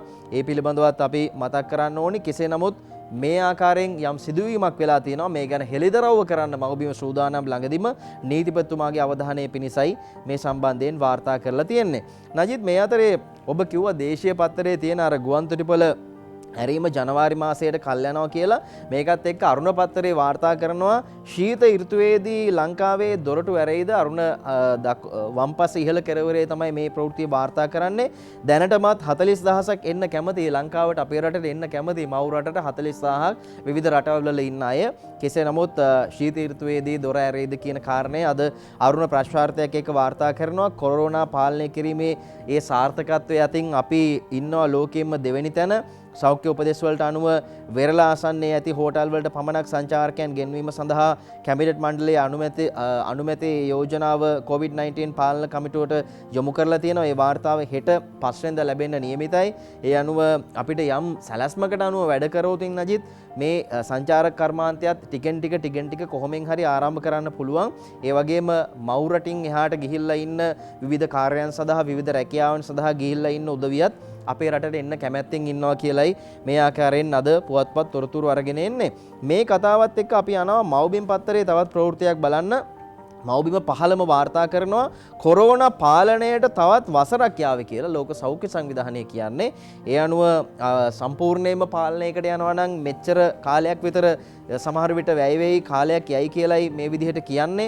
ක්‍රියාකාරී කොරෝනා එන්නතක් නිෂ්පාදනය කළද ලබන වසන්ත කාලයේ වන විටත් කොරෝනා ගෝලීය වසංගතය මුළු මනින්ම නිමා කොට ජන ජීවිතය යථා තත්ත්වයට පත් කිරීමට නොහැකි වනු ඇති බව කොරෝනා වෛරසය පාලනයට අවම වශයෙන් තවත් වසරක් විතර යනවා කියලා ලෝක සෞඛ්‍ය සංවිධානය කියනවා. ඉතින් බෙහෙතක් හොයාගත්තත් නිශ්චිතව මේ බෙහෙත පළදරලා මුළු ලෝකයටම යම් සාර්ථක ප්‍රතිඵලයක් ලබා දෙන්න තව අවුරුද්දක් විතර යනවා. එතකන් අපිට සෞඛ්‍ය ආරක්ෂණ ක්‍රමවේද අනුගමනය කරමින් කටයුතු කරන්න සිද්ධ වෙනවා. ලෝකයේ අනිත් රටවල් වලට සාපේක්ෂව කොරෝනා මර්ධනය කිරීම අතින් අපි ඉන්නේ ගොඩක් උඩ. ඒ ගැන ඔබ ආඩම්බරයෙන් හිතේ තියාගන්න. ඒ ආඩම්බරයේ හිතේ තියාගෙන ඉන්න ගමම්ම සෞඛ්‍ය ආරක්ෂණ ක්‍රමවේදات අනුගමනය කරන්න. එහෙම නැත්නම් අපිට ලොකු පාඩුවකට ආපහු අර රට තිබුණ තැනට ලොක්ඩවුන් කරලා හරි අමාරුවෙන් හිටපු ඒ කාලේ මතක් කරගෙනම ඔබ එදිනෙදා වැඩ කටයුතු ආරම්භ කරද්දී මේ විදිහට ඉන්න කියන දේ මතක් කරන්න ඕනේ. හැබැයි නජිත් මේ කොරෝනා අපේ රටේ අඩු වුණාට දැන් කොරෝනා ගාලා අපි කොරෝනා ගැනම කතා කර හිටියට ඩෙන්ගු ගැන ඔබේ අවධානයක් නැත්තම් ඒ ගැනත් සැලකිලිමත් වෙන්න වෙනවා. අද සිළුමිණ වාර්තා කරනවා ඩෙන්ගු රෝගීන් 27733ක් කියලා භක්ති ධර්මප්‍රිය මෙන්ඩිස් ලියන්නේ. ඒ අනුව ජනවාරි මාසයේ ඉඳලා මේ දක්වා මෙරටින් ඩෙන්ගු රෝගීන් 27733ක් වාර්තා වෙලා තිනවා. මේ කාලය තුළ පුද්ගලයන් 30ක් මරණයට පත් වෙලා තියෙනවා. අපි දන්නවා නජිත් කොරෝනා හින්දා අපේ රටේ මිය ගිහින් තියෙන්නේ මෙච්චර කාලයකට 13 දෙනයි. හරිද? ඒකත් විවිධ රෝගාබාධයන් තිබුණ අය, විවිධ ලෙඩ රෝග තිබුණ අය ශරීරයේ. ඉතින් ඩෙන්ගු නිසා මේ කාල සීමාව තුළ පහුගිය ජනවාරි ඉඳලා මේ දක්වා 30ක් මරණයට පත් වෙලා තියෙනවා. ඉතින් අපි මේ ගැන සැලකිලිමත් වුණේ නැත්නම් ඩෙන්ගු මර්ධනය වෙනුවෙන් ඔබේ කාර්යභාරය ඔබේ යුතුයකම ඉටු කරේ නැත්නම් එතන ප්‍රශ්නයක් තියෙනවා. ඩෙන්ගු පාලන ඒකකයේ අධ්‍යක්ෂ අනුර ජයසේකර මහත්තයා කියන්නේ පවතින වැසි සහිත කාලගුණ තත්ත්වයේ හමුවේ ඩෙන්ගු යලි හිස එසවීමේ අවදානමක් මතුවලා තියෙනවා කියලත් ජයසේකර මහත්තයා කියනවා. අද ඉරිදා දවසේ ඔබ පොඩ්ඩක් වත්තපිටියට ගිහින් බලන්න. ඔබේ පරිසරයෙන් තමයි ඩෙන්ගු හැදෙන්නේ. ඔය හිස් ටින් පොල් කටු මේ දේවල් මේ යම් ආකාරයක නිසි විදිහට පරිසරයට මුදාහරින්න. එහෙම නැත්නම් ප්‍රශ්න වෙන්නේ ඔබට අපිට මේ හැමෝටම කියන එක මතක තියාගන්න. අතර සමීර අද දවසේ අරුණ පුවත්පත වාර්තා කරපු පුවතකට අවධානය යොමු කරන්න හිතුණා. ඒ තමයි මේ අරුණ ප්‍රධාන සිරස්තලය අද මේ විදිහට දීලා තියෙන තහන මාස්සේ සුඛෝපභෝගී වාහන 300ක් ගෙනත් කියලා අද ප්‍රධාන සිරස්තලේ වාර්තා කරන්නේ චමින්ද සේනාරත්න මේ පුවත ලියන්නේ. 300ම රාජසන්තකයි තහනම් දිනත් වෙනස් කරලා කියලා අද ප්‍රධාන සිරස්තලේ මේ විදිහට ලියවෙන්නේ. පසුගිය ජුනි 26 වෙනිදා සිට වාහන ආනයනයේ තහනම් කර තිබීදීත් ව්‍යාජ දින ඇතුළත් කරමින් සුඛෝපභෝගී වාහන 300ක් පමණ කොළඹ වරායට පැමිණ ඇති අතර ඒවා මුදා ගැනීමට වාහන ගෙන්වූ පිරිස් දැඩි උත්සාහයක නිරත වන බවට වාර්තා වෙනවා.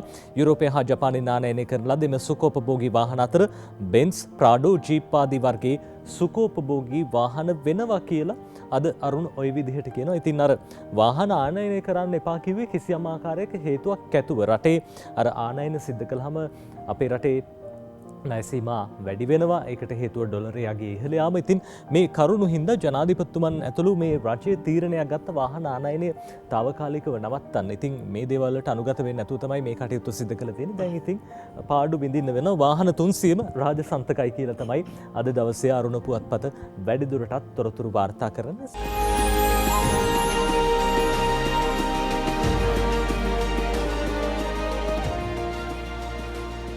ඔබ නැවතත් එකතු වෙන්නේ වීකෙන්ඩ් සන්ෂයින් එක නිදහස් සතියන්තේ හද ඉරිදා දවසේ ජාතික පුවත්පත් බලමිනින් අතරතුර තමයි අපි විරාමය ගත්තේ. තවත් පුවත්පත් ගණනාවක් බලන් තියෙනවා සමීර. ඔව් නජිත් අද පත්තර කිහිපයකම මේ තොරතුරු වාර්තා කරනවා විශ්ව පිළිබඳව අපි ආපහු විශ්සට පොඩ්ඩක් යන් මේ පත්තරවල ටිකක් වැඩිපුර තියෙන විශ්ව සම්බන්ධයෙන් දේශීය පුවත්පත කියනවා ජනපති අගමැති කාර්යාල විගණනයට යටත් වෙයි කියලා. ඒ අනුව දේශපාලන වාර්තාකරු තමයි මේ ගැන අද විස්තර අරගෙන එන්නේ. 20 වෙනි ආණ්ඩුක්‍රම ව්‍යවස්ථා සංශෝධනයට ගෙනවිත් ඇති සංශෝධන අනුව ජනාධිපති කාර්යාලය සහ අගමැති කාර්යාලයේ විගණනයට අවශ්‍ය නීතිමය විධිවිධාන සැලසෙනු ඇතැයි රජයේ ආරංචි මාර්ග සඳහන් කරන බව මේ විදිහට කියලා තියෙනවා. චෝදනාවක් ආවා මේ අලුත් සම්මතයත් එක්ක ව්‍යවස්ථා මේ සංශෝධනයත් එක්ක ජනාධිපති කාර්යාලය අගමැති කාර්යාලය මේ විදිහට විගණනය කරන්න හැකියාවක් ලැබෙන්නේ නැහැ කියලා. කෙසේ නමුත් එවැනි තැනකට යනවා කියලයි අද මේ විදිහට කියලා තියෙන්නේ. කිසි ප්‍රශ්නයක් නැහැ. ඒ අනුව විගණනය කරන්න හැකියාවක් ලැබෙන බව අද මේ ආකාරයෙන් දේශීය පුවත්පත වාර්තා කරලා තියෙනවා.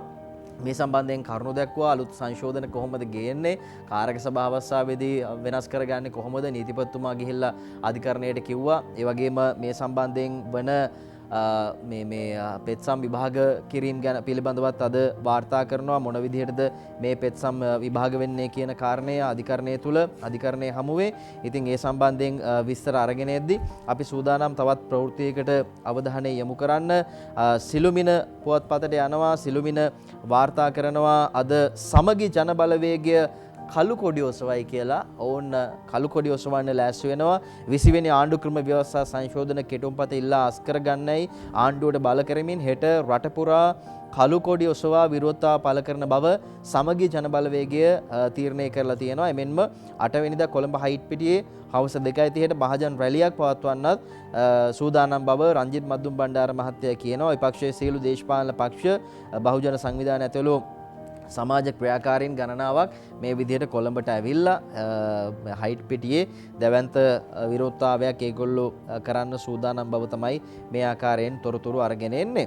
අපි අරුණ පත්තරයට යන්න අජෙත් අරුණට ගියාම අද අරගෙන එනවා මේ මූඩිස් ලංකාව පහළ දමද්දී අපි දන්නවා ආර්ථිකය සම්බන්ධයෙන් වන ඉතා ඉහළ ගනේ මේ වාර්තාවක් මූඩිස් වාර්තාව කියන්නේ මූඩිස් ලංකාව පහළ දමද්දී කොටස් වෙළඳපොළ වසර 8කට පස්සේ වාර්තාවක් තියලා තියෙනවා. ඉතින් එක පැත්තකින් අරම උනාට එක එක මූඩි අපිට දැම්මට නජිත් මේ අපේ සැබෑ තත්ත්වය ඒක නෙමෙයි අපේ ආර්ථිකය කියන එක තමයි මේ වගේ ඔප්පු වෙන්නේ. අද ඒ ගැන විස්තර අරගෙන එන්නේ. සුපිරි සැප්තැම්බරයක් ලෙස වාර්තා තබමින් කොළඹ කොටස් වෙළඳපොලේ පහුගිය මාසයේ ලාභය වසර 8ක් තුල වාර්තා වූ ඉහළම අගය සටහන් කරගෙන තියෙනවා කියලා මේ විදිහට අරුණ පත්තරේ කියනවා. 2012 අවුරුද්දෙන් පසුව මේ ඉහළම ලාභය වාර්තා කරලා තියෙනවා. කොටස් වෙළඳපොළ සියලු කොටස් මිල දර්ශකය සැප්තැම්බර් මාසය තුල 12.3ක වර්ධනයක් ප්‍රදර්ශනය කරමින් සුරකුම්පත් හා විනිමය කොමිසම් සභාවේ වාර්තාවලට අනුව COVID-19 වසංගතයෙන් අනතුරුව පහුගිය මැයි මාසයේ අග සිට සැප්තැම්බර් මාසයේ අවසානයේ දක්වා කොටස් වෙළඳපොළේ වර්ධනය 23ක් තරම් ඉහළ අගයක් තියෙනවා. මේ අතර ලෝකයේ අංක 1 ආර්ථික ශ්‍රේණිගත කිරීම ආයතනයක් වන Moody's විසින් පහුගිය බදාදා සැප්තැම්බර් 30 වෙනිදා ලංකාව ශ්‍රේණිගත කිරීම වලින් පහත හෙලන්න කටයුතු කරා. ඉතින් මේ පහත හෙලීම නොතකා මේ මාසයේ අවසාන සැසිවාර දෙකේදී කොටස් වෙළඳපොළේ ආයෝජකයන් ඉහළම ලන්සු තැබීම සිද්ධ කරලා තියෙනවා. සැප්තැම්බර් මාසයේ වඩාත්ම ක්‍රියාකාරී වෙලා තියෙනවා ආයතන ගණනාවක්. ඉතින් ඒ සම්බන්ධයෙන් අද මේ විදිහට වාර්තා කරනවා. කුමන වාර්තා තිබුණත් අපේ රට ගැන විශ්වාසය තියලා අපේ රටේ ආර්ථිකය සම්බන්ධයෙන් විශ්වාසය තියලා ලන්සු තබලා තියෙනවා ඉහළ වටිනාකමක් දීලා තියෙනවා කියලයි අද මේ විදිහට වාර්තා කරන්නේ. මේ කතාවත් එක්ක අපිට යන්න පුළුවන් මව්බිම පුවත්පතට. මව්බිම අද වාර්තා කරනවා විශේෂයෙන්ම මේ ආර්ථිකය සම්බන්ධයෙන් කතා කරද්දී මේ ඉතාමත් යහපත් කාරණයක්. සමාවන්න නජිත් මව්බිම නෙමෙයි අරුණ පත්තරේ තමයි මේ ගැන තියෙන්නේ. අරුණ පුවත්පත අද වාර්තා කරනවා මේ පිළිබඳව මේ ආර්ථිකය සම්බන්ධයෙන් කතා කරද්දී අපි මේ ගැන කිව යුතුමයි. රට සල්ලි අදින්න අලුත් ප්ලෑනක් මුදල් රාජ්‍ය අමාත්‍ය කබ්‍රාල් මහත්තයා තමයි මේ ගැන කියන්නේ. දේශීය පුවත්පත් අද වාර්තා කරනවා. ව්‍යාපාරික වාර්තාකරු තමයි මේ තොරතුරු අරගෙන එන්නේ. ලංකාව තුළ විදේශ වත්කම් සහ ආයෝජන වැඩි කරගෙන ණය ශ්‍රේණිය ඉහළ දමා ගැනීම සඳහා විකල්ප සැලැස්මක් යටතේ වැඩ කරන බව මුදල් රාජ්‍ය අමාත්‍ය අජිත් නිවාඩ් කබ්‍රාල් මහත්තයා කියනවා. එතුමා හිටපු මහ බැංකුව අධිපතිවරයා. විශේෂඥ දැනුමක් තියෙනවා ආර්ථිකය සම්බන්ධයෙන්. ඉතින් පසුගියදා ජාත්‍යන්තර ශ්‍රේණිගත කිරීම ආයතනයක් වන මෝඩිස් සමාගම ශ්‍රී ලංකාවේ ණය ශ්‍රේණිගත කිරීම පහත දැමීම ගැන අදහස් දක්වමින් තමයි රාජ්‍ය අමාත්‍යවරයා මෙහෙම කියන්නේ. ජාත්‍යන්තර මූල්‍ය අරමුදලේ ණය වැඩසටහනට එකතු වීම චීනයේ පැන්ඩා බැඳුම් කර මගින් සහ ජපානයේ සමුරායි බැඳුම් කර මගින් මුදල් සපයා ගැනීමට වගේම ඉන්දියාව හා වෙනත් පිළිගත් හැකි මූලාශ්‍රවණයෙන් මුදල් සම්පාදනය කර ගැනීම රජයේ අරමුණ කියලා. ඇතැම් ජාත්‍යන්තර මූල්‍ය ආයතන මගින් ණය සැපීමේදී මෙරට බදු වැඩි කිරීම, රැකියා කප්පාදු කිරීම වැනි කොන්දේසි පැනවෙන බැවින් එම ණය මූලාශ්‍රයන් සමග ගනුදෙනු කිරීම ගැන මෙතෙක් සින්දුවක් අරගෙන නැහැ. ඉතින් අලුත් තැන් වලට අපිට යන්න වෙනවා සහ විශ්වාසයක් තියෙන තැන් අපේ රට ගැන යම් කිසි පැහැදීමකින් ඉන්න තැන් වලට යන්න වෙනවා. මේ සියලු කාරණා අද වාර්තා කරනවා අජිත් නිවාඩ් කබ්‍රාල් මහතාගේ ප්‍රකාශයත් එක්ක දේශීය පුවත්පත. නජිත් ඇතර සමීර අපි සඳහන් කරන්න ඕනේ අද සිළුමිණ ප්‍රධාන සිරස්තලය වාර්තා කරන්නේ ටිකක් වෙනස් පුවතකට ගුරුවරු 25000ක් මාරුවීම් පොලිමේ කියලා තමයි අද සිළුමිණ ප්‍රධාන සිරස්තලය වාර්තා කරන්නේ. අපි අවධානය යොමු කළොත් එහෙම ගුරු මාරුවීම් අපේක්ෂාවෙන් සිටින පාසල් ගුරුවරුන් 25476කට ස්ථාන මාරු ලබා ගැනීමට නොහැකි වී ඇත. මොහු වාර්ෂිකව ගුරු ස්ථාන මාරු අපේක්ෂා කළ අය සහ එකම පාසලේ වසර 10කට වැඩි සේවා කාලයක් සම්පූර්ණ කළ අය වෙති. මේ වසරේ ඇති වූ කොරෝනා වසංගතය නිසා බොහෝ ගුරු මාරු තාවකාලිකව යන හිටි තිබීම නිසා මෙම තත්ත්වය උද්ගත වී තිබෙයි කියලා අද සිළුමිණ ප්‍රධාන සිරස්තලයේ විදිහට වාර්තා කරනවා. සමහරවිට මම හිතන්නේ ගුරුවරුන්ට ආදරේ නිසා වෙන්නේ නැති අපි ওই ප්‍රවෘත්තිය මේ කලින් වතාවකුත් කිව්වා. ඇත්තට මෙතන ප්‍රශ්නයක් තියෙනවා මේ නජිත් අපි දන්නවා ගුරුවරුන් සම්බන්ධයෙන් කතා කරද්දී මේ සියලු දේවල් නැත්තම් මේ ළමයින්ගේ මනසටනේ යන්නේ. ගුරුවරුන්ට ප්‍රශ්නයක් තියෙනවා නේද? ගුරුවරු මේවා උගන්වන්න ගියාම ප්‍රශ්න ගණනාවක ඉන්නවා නම් ඉතින් ඒ දේවල් ඉගැන්වීමේ කටයුතු වලට බාධාවක්. ඒ හින්දා මේ වගේ ප්‍රශ්න निराකරණය කරලා දෙන්න කියලා අපි තාමත් උවමනාවෙන් ඕනෑකමින් ඉල්ලනවා. මේකත් එක්කම සිළුමිණ වාර්තා කරනවා නජිත් අපි යන් මේ ප්‍රවෘත්තියට ඔබ ඒ ගැන කියන්න. උසස් පෙළට 3,64,824ක් එයාගේම ශිෂ්‍යත්වයට 3,31,694ක් මෙවර ඉදිරිපත් වෙනවා. ඒ ගැන සිළුමිණ වාර්තා කරනවා. සිළුමිණ පුවත්පත වාර්තා කරන සමීර අද දවසේ මේ විදිහට උසස් පෙළට 3,62,824ක් ශිෂ්‍යත්වයට 3,31,694ක් ඔක්තෝබර් 12 වෙනිදා තමයි මේ උසස් පෙළ විභාගය ආරම්භ වෙන්නේ. නොවැම්බර් 6 වෙනිදා දක්වා උසස් පෙළ විභාගය පැවැත්වෙනවා. මධ්‍යස්ථාන 2648දී පාසල් අයදුම්කරු 2,77,580ක් මෙවර ඉදිරිපත් වෙනවා කියලා තමයි අද දවසේ මේ විදිහට වාර්තා කරන්නේ. පෞද්ගලික අයදුම්කරුවන් 85,244ක් ඉදිරිපත් වෙනවා. මේ අතර ඔක්තෝබර් 11 වෙනිදා දැන් අද නෙමෙයි ලබන සතියේ ඉරිදා පැවැත්වෙනවා පහ ශ්‍රේණිය ශිෂ්‍යත්ව විභාගය. පුංචි දරුවෝ පහ වසරේදී ශිෂ්‍යත්ව විභාගයට මුහුණ දෙනවා. අර අම්මල තාත්තලා හොඳ පාසලක් ලබා ගන්න පුංචි දරුවන්ට ගොඩක් වෙලාවට ඉදිරිපත් කරන්නේ ශිෂ්‍යත්ව විභාගයට. අර අපි දකින සමීර සමහර වෙලාවට අම්මල තාත්තලා පුංචි දරුවන්ගේ පාසල් බෑග් උස්සගෙන යනවා මේ පන්ති වලට යනකොට, උපකාරක පන්ති වලට විතරක් නෙවෙයි පාසලට යනකොට මේ හැමදේම කරන පුංචි දරුවගේ අනාගතේ ඒ සුබ සිද්ධිය උදෙසා තමයි මේ කටයුතු කරන්නේ. ඉතින් 11 වෙනිදා ශිෂ්‍යත්ව විභාගය පැවැත්වෙනවා. 12 වෙනිදා අපොස උසස් පෙළ විභාගය ආරම්භ වෙනවා කියලා තමයි අද දවසේ ওই විදිහට සඳහන් කරන්නේ. ඒ අතරේ සමීර අද දවසේ අරුණ පුවත්පතේ ප්‍රධාන සිරස්තලයේ අපි සඳහන් කළ අතරේ අර අපිට කියන්න බැරි වුණු කාරණාවක් තිබයි. තමයි දැන් ජනාධිපතිතුමන් අපි දැක්ක ඊයේ දවසේ සමීර විශේෂයෙන්ම සහභාගී වෙනවා. පෙරේද දවසේ අර දුෂ්කර ගම්මාන වලට ගිහිලා ගම සමග පිළිසඳර වැඩසටහනට ජනාධිපතිතුමන් සහභාගී වෙනවා. හල්දුමුල්ල ප්‍රදේශයට යනවා. අපි දැක්ක හල්දුමුල්ල ප්‍රදේශයේ ජනාධිපතිතුමන් ලබා දුන්නු පොරොන්දු දැන් ඉටු වෙමින් පවතිනවා. ඒ අතරේ මේ හිඹිලි ආකඩ ප්‍රදේශයට ගිය අවස්ථාවේ ගත්ත ඡායාරූපයක් මවකගේ දුක් ගැනවිල්ලට ජනපති සවන් දෙමින් කියලා තමයි මේ ඡායාරූපය අර කැප්ෂන් එක නැත්තම් සටහන යොදලා තියෙන්නේ. ගම සමග පිළිසඳර වැඩසටහන යටතේ මාතලේ විල්ගමුවේ හිඹිලියාකඩ ගමේ ජනතා ප්‍රශ්න වලට සවන් යොමු කරමින් විසඳුම් දෙන්නට ජනාධිපති ගෝඨාභය රාජපක්ෂ මැතිතුමා පෙරේදා ඒ කියන්නේ දෙවෙනිදා සිකුරාදා දවසේ ජනාධිපතිවරයාගේ අවස්ථාවේ මවකගේ දුක් ගැන විල්ලට ජනාධිපතිතුමන් සංවේදී වූ මොහොතක්. මේ අම්මා කියන්නේ අම්මගේ ඇස් දෙක පේන්නේ නැහැ කියලා ජනාධිපතිතුමන් මේ ජනතාවගේ ප්‍රශ්න වලට හැකි උපරිමයෙන් සාධාරණයක් ඉටු කළා. මේ අම්මටත් අපි විශ්වාස කරන ඉදිරියේදී වෛද්‍ය ප්‍රතිකාර ලැබේ. මේ අම්මා විතරක් නෙවෙයි රටේ ඉන්න හැම කෙනෙක්ගේම යහපත වෙනුවෙන් ජනාධිපතිතුමන් කටයුතු කරනවා. අපි දැක්ක අර සමීර මේ හල්දුමුල් ප්‍රදේශයට යන දවසට කලින් දවසේ රාත්‍රියේ මේ ගෙදරකට වනාලි ප්‍රහාරයක් එල්ල වෙලා තිබ්බා මේ අහිංසක ගම්වැසියෙක්ගේ. ජනාධිපතිතුමන් ඒ වෙලාවෙදිම ක්‍රියාත්මක වෙලා දැන් අපි ඊයේ දවසේ ඔබට ප්‍රවෘත්ති ඔස්සේ විකාශය කළා. ඒ පිළිබඳ තොරතුරු අලුත් ගයක් ඉදි කරන්න පටන් අරන් දැන් ගේ වැඩ භාගයකට වැඩි අවසන් වෙලා සති දෙකයි ගිහිල්ලා තියෙන. ජනාධිපතිතුමන් ගමට ගිහින් සති දෙකක් ඇතුළත දැන් ගයක් ඉදිවෙමින් පවතිනවා. ඒ අතරේ මේ ප්‍රදේශයේ හල්දුමල ප්‍රදේශයේ පාසල් දරුවන් වෙනුවෙන් විද්‍යාලයට ක්‍රීඩාංගණයක් ඒ විතරක් නෙමෙයි මාර්ග පහසුකම් පාරවල් ඔක්කොම කාපට් කරන්න ලංකාවේ අති දුෂ්කර ප්‍රදේශයක් හල්දුමල කියන්නේ. මේ හිඹිලියාකඩ ඊට නොදෙවෙනි ප්‍රදේශයක්. අපි විශ්වාස කරනවා මේ ප්‍රදේශයේ ජනතාවටත් සංවර්ධනය අරුණල් උදාවේ විතරක් නෙවෙයි රටටම මේ සේවය ලබා දෙන්න කටයුතු කරයි කියලා අපි විශ්වාස කරනවා. සමීර අද දවසේ ඒ විදිහට තමයි මේ ප්‍රවෘත්ති ඡායාරූපයක් එක්ක වාර්තා කරා. ඔව් අපි ඒකත් එක්ක පොඩ්ඩක් අරුණ පත්තරයට යන් කාටුන් බලන්න කලින් මේ යහපාලන රජය තවත් මේ වගේ වැඩක් කරලා තියෙනවා. ඉතින් දිලිඳුකම සම්බන්ධයෙන් කතා කරද්දී සමෘද්ධිය අපිට ඉදිරියෙන්ම තියලා කතා කරන්න පුළුවන්. යහපාලනයේ පාක්ෂිකයන් ලක්ෂ 4කට සමෘද්ධිය දීලා තියෙනවා කියලා අරුණ පුවත්පත අද වාර්තා කරනවා. සමෘද්ධි සහනාධාරය පවුල් සවිබල ගැන්වීම යටතේ එම ආධාර වැඩසටහන ආරම්භයේ ඉඳලා 2015 වෙනකන් පවුල් 5,08,887කට සමෘද්ධිය දීලා තියෙනවා. ඉතින් ඒකෙනුත් පාක්ෂිකයන්ට කෙලින්ම මේ තමන්ගේ පාක්ෂිකයන් ලක්ෂ 4කට සමෘද්ධිය දීලා තියෙනවා. ඉතින් මේ විදිහට දිලිඳුකම නැති කරන්න පුළුවන් නම් අර එහෙම ජනාධිපතිතුමා ගම් වලට ගියාම දිලිඳු ජනතාව ඉන්න බෑ. කියන්නේ සමෘද්ධිය විතරක් හේතුවක් නෙමෙයි නජිත් මේ දුප්පත්කම නැති කරන්න තියෙන ප්‍රධාන කාරණය. ඉතින් විවිධ දේවල් අපිට කරන්න පුළුවන්. ඕන්ව ආර්ථිකයෙන් ස්වයංබල ගන්නවන්න ඕනි. එහෙම නැත්නම් අපි හැමදාම යැපෙන්නන් බවට පත් වුණොත් යම් ආකාරයක ප්‍රශ්නයක් තියෙනවා. ඉතින් ඒ නිසා තමයි මේ වැඩපිළිවෙල ගණනාවක් ක්‍රියාත්මක වෙන්නේ. අපි කාටුන් බලමු. අද පුවත්පත් තොරතුරු අවසානයේ කාටුන් කිහිපයක්ම තියෙනවා. ලස්සන කාටුන් පහුගිය කාල සීමාව තුළ සිද්ධ වුණ දේවල් එක්ක තමයි මේ කාටුන් ඇඳලා තියෙන්නේ.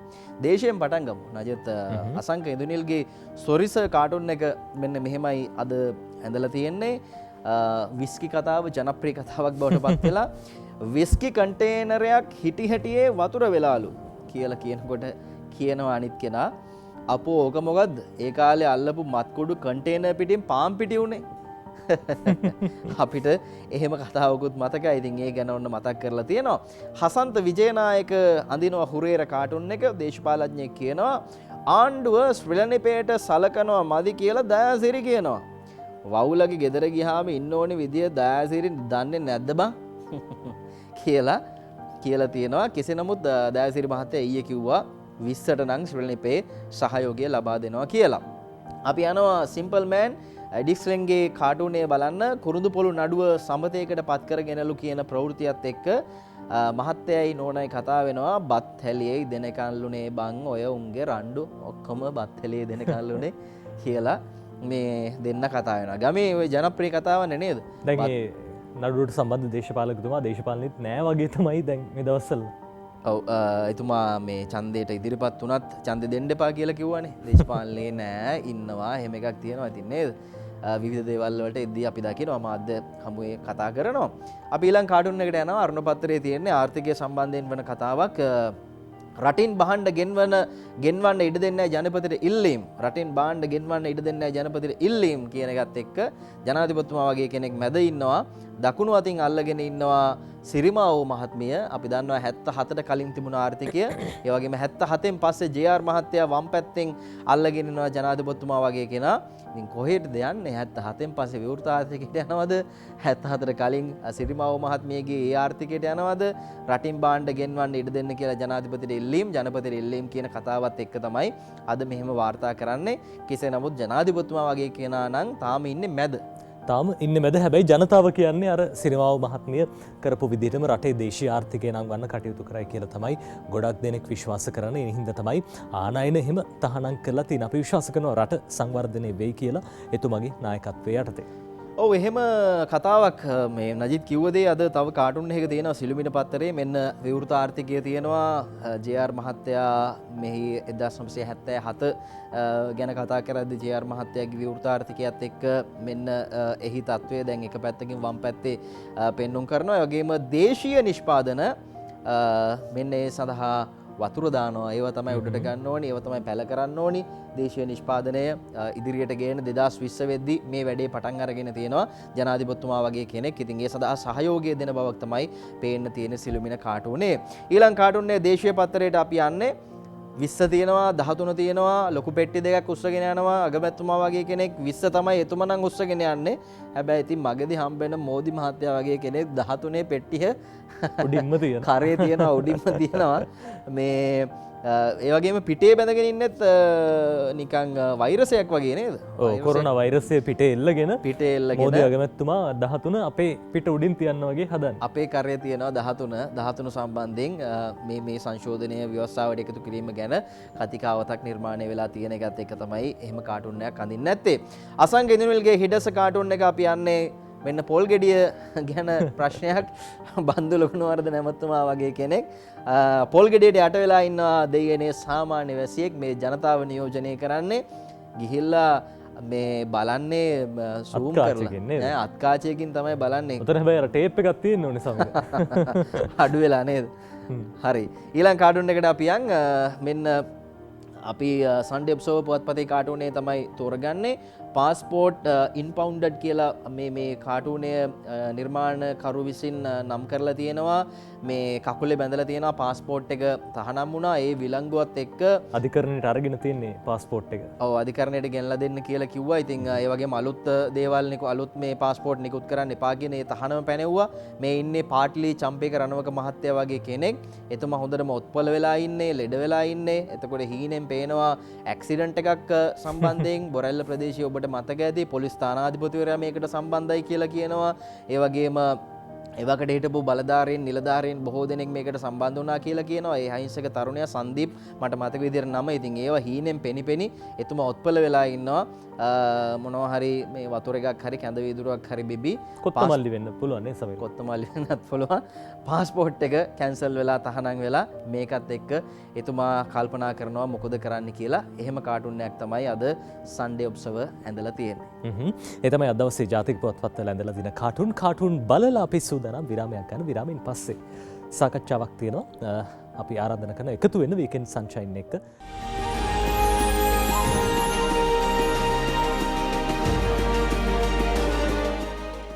හෙට ලෝක ගුරු දිනය එනවා. ඉතින් ගුරු සේවය ගත්තාම අපි දන්නවා ලංකාවේ අපිට වැඩිපුරම හම්බ වෙන්නේ ගුරුවරියන්, ගුරු මව්වරුන්.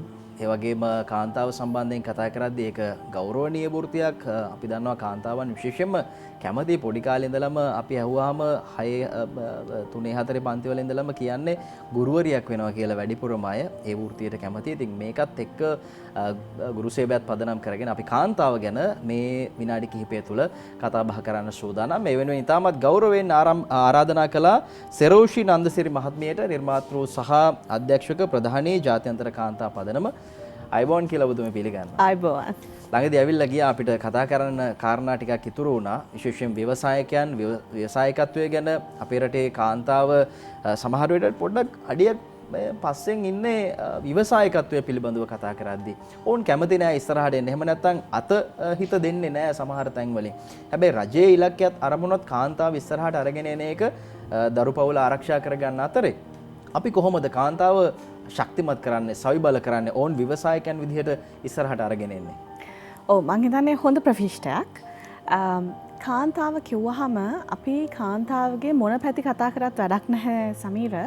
අපි කාන්තාවගේ ආර්ථික ස්වාධීනත්වය ඇති කරන්න නැතුව. මොකද ඔය තියෙන කාන්තාවට සම්බන්ධ සියලුම ප්‍රශ්න විසඳ ගන්න පුළුවන් ක්‍රමයක් තමයි මේ ආර්ථික ස්වාධීනත්වය කියන එක. ආර්ථික ස්වාධීනත්වය ඇති කරන්න නම් අපිට තියෙන ප්‍රබලම සාධකය තමයි මේ ව්‍යවසායකත්වය කියන එක කාන්තාවගේ දියුණු කරන එක. දැන් ගොඩාක් කාන්තාව ගෙවල් වල ඉන්නවානේ. ගොඩක් අය මේ ශ්‍රම බලකායට එකතු වෙන්නේ නැතුව ගෙවල් වල ඉන්න කාන්තාවෝ ඉන්නවා. මේ හැම කාන්තාවකටම තමන්ගේ තියෙන කාලය යොදා ගන්න පුළුවන් හරිම ඵලදායී කාර්යයක් සඳහා. ඒ වගේම අපිට දකිනවා ගොඩක් කාන්තාවෝ මේ විශාල මේ හැකියාවන්ගෙන් පිරිච්ච කට්ටියක්. මේ හැකියාවන් අපිට ඵලදායී විදිහට පාවිච්චි කරන්න පුළුවන් නම් අපිට මං හිතන්නේ මේ කාන්තාවගේ ආර්ථික ස්වාධීනත්වය. කාන්තාව කියලා කියන්නේ පවුලක න්‍යෂ්ටිය. පවුලක මුදුන් මුල. මම එහෙම හැම වෙලාවෙම කාන්තාව හඳුන්වන්නේ.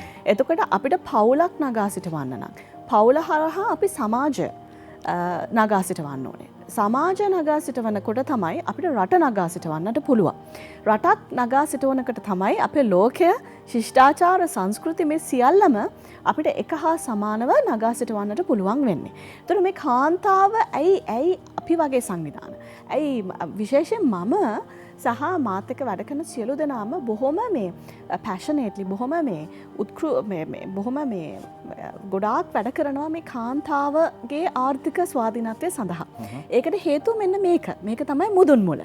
මුදුන් මුල ශක්තිමත් කරන්න ඕනේ. ඔබ කියනවා කාන්තාව තමයි මුදුන් මුල. අපි දන්නවා මේ ගැන දැන් ගෙදර ගෘහමූලිකය කියලා සමහර විට ග්‍රාමසේවක ගාව විතරයි තියෙන්නේ. ඒ ලේඛන වල විතරයි ගෙදර ගෘහමූලිකය විදිහට තාත්තා ඉන්නේ. අපි දන්නා වුණාට ගෙදර ගෘහමූලිකයා කවුද කියලා තීන්දුව తీරන ගණිතදී කාන්තාව දෙන ඒ ශක්තිය හයිය කොහොමද කියලා මොනවද කරන්න ඔබතුමීලා කාන්තාව වෙනුවෙන්? ඔව් අපි විශාල කර්තව්‍යයන් ගොඩක් කරනවා. අපි ළඟට එන කාන්තාවන්ව අපි ව්‍යවසායකයන්. විශේෂයෙන්ම අපි ව්‍යවසායකත්වය තමයි අපේ ප්‍රධානම ශේෂ්ත්‍ර විදිහට අපි සලකලා තියෙන්නේ. අපි ඔවුන්ට උපදේශන සේවා දෙනවා. අපි ඔවුන්ට සංයුක්ත සලසුම් කරණය පිළිබඳ ගොඩාක් කාන්තාවන් මම දැක්ක දෙයක් තමයි ඒගොල්ලන්ට ගොඩාක් අරමුණු තියෙනවා. අරමුණු තියෙන්නේ වලාකුළු අතර. මේවා කැටි කරගන්න දන්නේ නැහැ. ඒ වගේම මම ගොඩක් අපේ මේ ආයතනය තුලිනුත් අපි මේ කාන්තා award ceremonies ඒ වගේ දේවල් අපි කරනවා. ඒකදී අපි දැක්ක දෙයක් තමයි මේ හැම කාන්තාවක්ම බොහොම මේ limited areas වලට එහෙම නැත්නම් මේ හරිම මේ එක්කෙනෙක් යනවා නම් මහන්න ඔක්කොමලා මහන්න යනවා. එතකොට එක්කෙනෙක් බියුටි පැත්ත එහෙම නැත්නම් මේ රූපලාවන්‍ය පැත්ත කරනවා නම් හැමෝම බියුටි කල්චර් පැත්ත කරනවා. ඊට පස්සේ උයන පිහන වැඩ කරන ඒ පැත්තට යනවා. එතකොට මේ අපේ කාන්තාවන්ගේ මේ කාන්තා ව්‍යවසායකත්වය කියන එක බොහොම කැටි වෙලා තියෙනවා ශේෂ්ත්‍ර කීපයකට. ඊට වඩා ලොකු පදාසයක් අපිට මේ තියෙනවා කාන්තා ව්‍යවසායකයන්ට. එතකොට අපි දැන් ඒ වගේ කටයුතු අපි කරනවා. ඊට පස්සේ අපි කරනවා අපි ඒගොල්ලන්ට අපි කියනවා බිස්නස් කෝචින් කියන එක.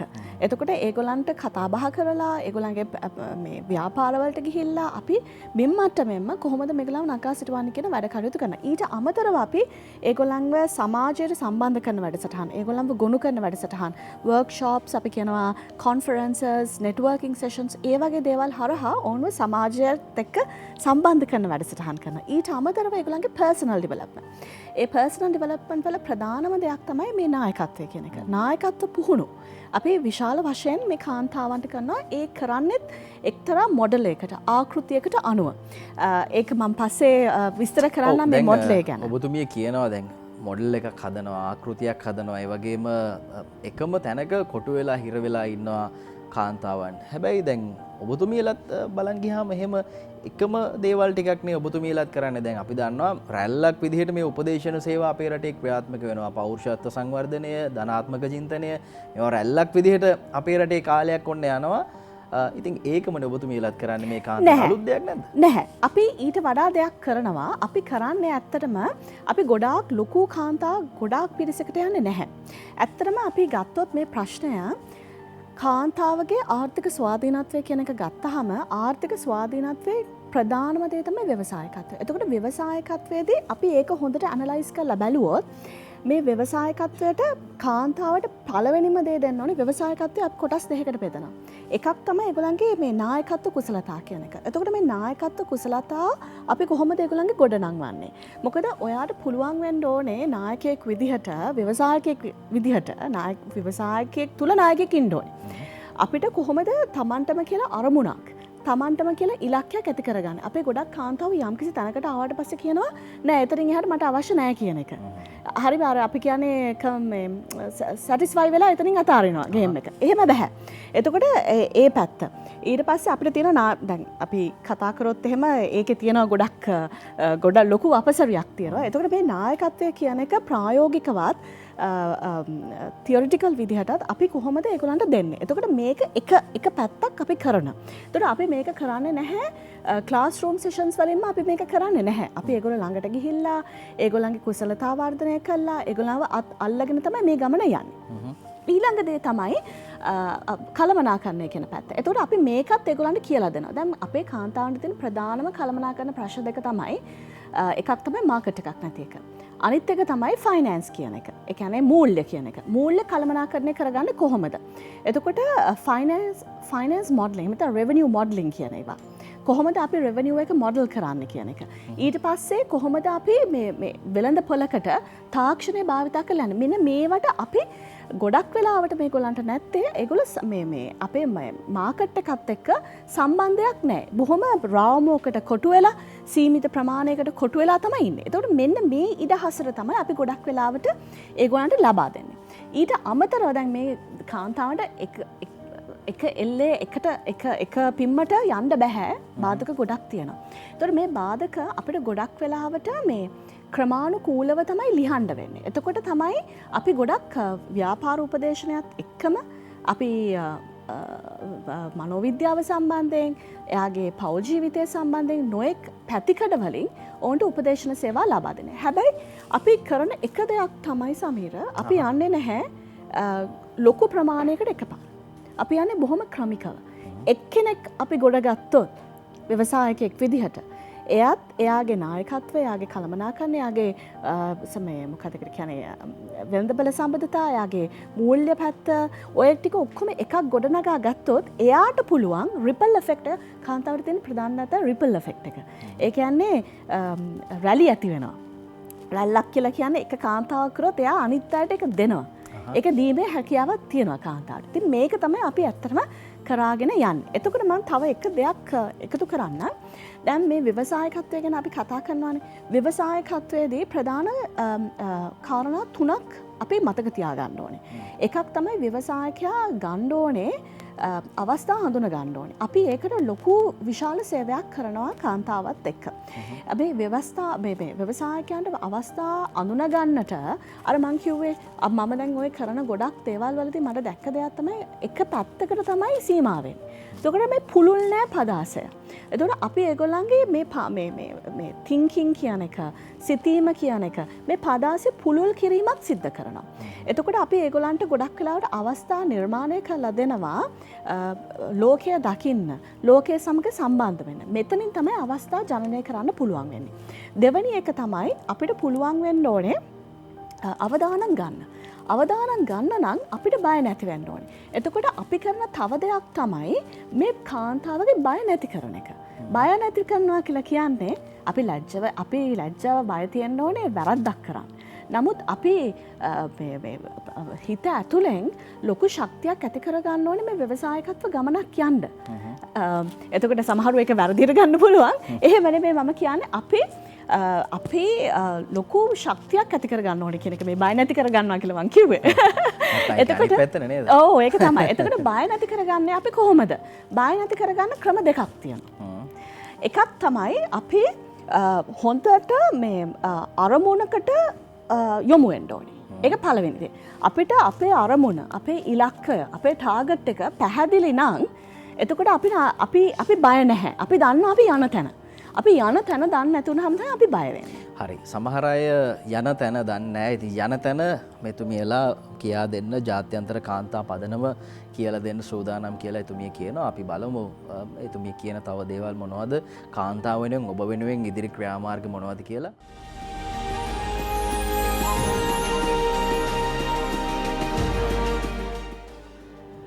ජාත්‍යන්තර කාන්තා පදනමේ ප්‍රධානී සිරෝෂි නන්දසිරි මහත්මියත් එක්ක අපි කතා කරමින් ඉන්නේ කොහොමද අපේ රටේ කාන්තාව සවිබල ගන්වන්නේ, බල ගන්වන්නේ, ඔවුන් කොහොමද පෞල් ඒකකයෙන් ටිකක් එළියට අරගෙන ව්‍යවසායිකාවක් විදිහට ඉස්සරහට අරගෙන යන්නේ කියලා යම් පැහැදිලි කිරීමක් කරනවා. ඔබ කියනවා දැන් අපි උපදේශන සේවා සපයනවා. එතකොට වෙළඳපොළ හඳුනා ගන්න ඕනි කරන පරිසරයක් නිර්මාණය කරනවා කියලා.